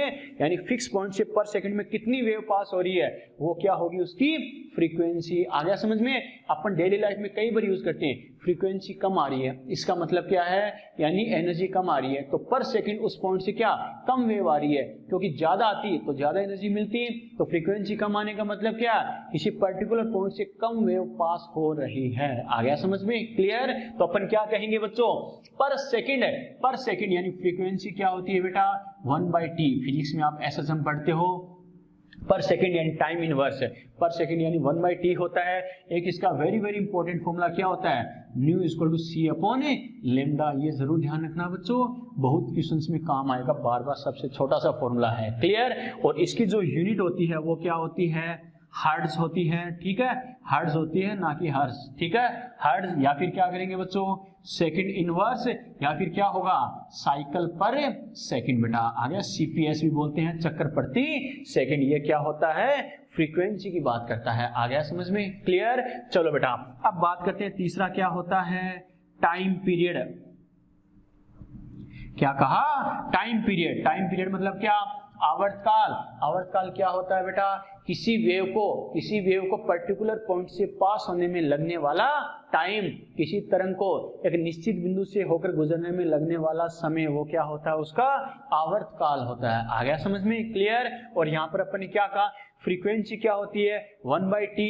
तो t को मैं क्या लिखूंगा बच्चों, टी इक्वल टू क्या हो जाएगा 1/f हो जाएगा। समझ में आ गया? क्लियर? यस और नो? ठीक है बच्चों।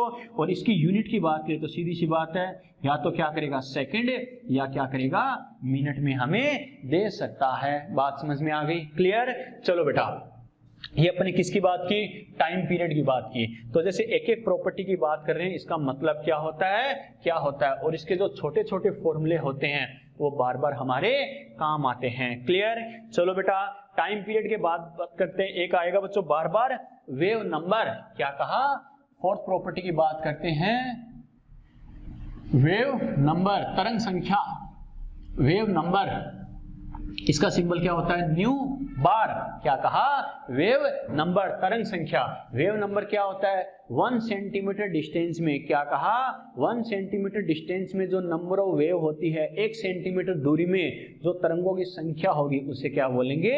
तरंग संख्या। यानी 1 सेंटीमीटर को फिक्स करके स्टडी करते हैं तो 1 सेंटीमीटर के गैप में जितनी नंबर ऑफ वेव होगी, तरंगों की संख्या होगी, वो किसी वेव का वेव नंबर होता है, तरंग संख्या होती है। क्लियर? और इसका फॉर्मूला क्या होता है बेटा? न्यू बार इक्वल टू क्या होगा? 1/λ होता है, 1/λ। बात समझ में आ गई? क्लियर? और इस फॉर्मूले को अगर अपन मॉडिफाइड करें तो कैसे? देखो, छोटे छोटे फॉर्मूलों को आपस में मॉडिफाइड करके बार बार आपसे पूछेगा। तो कैसे? एक हमने फॉर्मूला लिखा था, न्यू इक्वल टू क्या होता है? C/λ। यस और नो? अरे ध्यान है ना? इसके अकॉर्डिंग मैं बात करूं तो न्यू इक्वल टू, देखो C तो ऐसा कैसा, और 1/λ किसका क्या? न्यू बार। यस और नो? अरे लिख सकते हैं, नहीं लिख सकते? लिख सकते हैं। तो न्यू बार इक्वल टू क्या हो जाएगा? New upon C। समझ में आया कैसे किया? यस और नो? क्लियर? और इसकी यूनिट क्या हो जाएगी? देखो 1 सेंटीमीटर डिस्टेंस में 1 सेंटीमीटर, यानी यूनिट क्या हो जाएगी? Centimetre inverse. समझ में आया कैसे किया? यस और नो? क्लियर? ठीक है बच्चों, एक आपसे क्या बोलेगा, एक प्रॉपर्टी हमें पूछ सकता है, क्या? वेलोसिटी, यानी जो वेव हो उसकी वेलोसिटी क्या होगी। मैं लिख रहा हूं इसे C।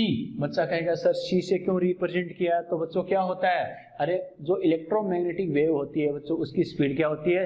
लाइट की वेलोसिटी के इक्वल ही होती है। तो बच्चा कहेगा सर यहाँ पे फिर कैलकुलेट क्यों कर रहे हो? तो फिक्स है। फिक्स है, फॉर्मूले की फॉर्म में हम कैसे इसे लिख सकते हैं? देखो बेटा समझना, वेलोसिटी क्या होती है? नॉर्मली अपन वेलोसिटी का कॉन्सेप्ट क्या लगाते हैं? Distance upon time. यस और नो? अरे वेलोसिटी क्या होती है? Distance upon time. तो क्या कहेंगे अगर अपन ये बोल दे बेटा, if t equal to 1 second. क्या कहा? t अगर 1 सेकेंड हो तो हमें पता वेलोसिटी डिस्टेंस के इक्वल होगी या नहीं होगी? यस और नो?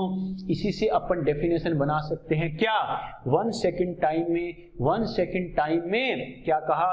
कोई वेव जितनी डिस्टेंस कवर करती है वही होती है उसकी वेलोसिटी। मैंने क्या कहा? The covered distance by A wave in 1 second time, यानी 1 सेकेंड समय में, 1 सेकेंड समय में किसी तरंग के द्वारा तय की गई दूरी उसकी गति कहलाती है, उसका वेग कहलाता है। आ गया समझ में? क्लियर? चलो बेटा, तो देखो अपने जो फॉर्मूला लिखा था उसे कैसे बार बार बेटा यूज करना है। हमने कहा था न्यू इक्वल टू क्या होता है? C/λ। यस और नो? तो यहां से मैं क्या लिख सकता हूं? C इक्वल टू क्या होगा? New multiply by lambda. Yes और नो? कर सकते हैं बेटा। तो हमें पता न्यू क्या होता है? 1/t। यस और नो? तो C में क्या लिख सकता हूं? C इक्वल टू क्या हो गया? Lambda upon t। अरे फ्रीक्वेंसी को हमने 1/t लिखा था या नहीं लिखा था? लिखा था। बार बार बेटा उन्हीं फॉर्मूलों को मॉडिफाइड करके पूछेगा कैसे करना है, क्या करना। समझ में आ गया? क्लियर? और हमें पता है बच्चों क्या है, ये स्पीड की बात करा है, वेलोसिटी की बात करा है। तो सीधी सी बात है, या तो किस में बोलेगा मीटर पर सेकेंड, या फिर किस में बोलेगा सेंटीमीटर पर सेकेंड। कैसे करना है, क्या करना है, आ गया समझ में? क्लियर? चलो लास्ट प्रॉपर्टी जो हमें पूछता है वो होता है बेटा एम्पलीट्यूड। क्या कहा? एम्पलीट्यूड, आयाम, इसे बोलते हैं बेटा आयाम। तो एम्पलीट्यूड क्या होता है बच्चों? कोई वेव होती है, कोई वेव होती है, उसकी मीडियन एक्सिस से क्रेस्ट और ट्रो की जो डेप्थ हो या फिर हाइट हो। मैंने क्या कहा? कोई भी वेव है, क्या कहा? जैसे मान लो ये वेव है और हमें पता है ये इस टाइप से मूव करती है। यस और नो? तो क्या कहा? मीडियन एक्सिस, जो बीच की एक्सिस है, उसकी क्या होगी?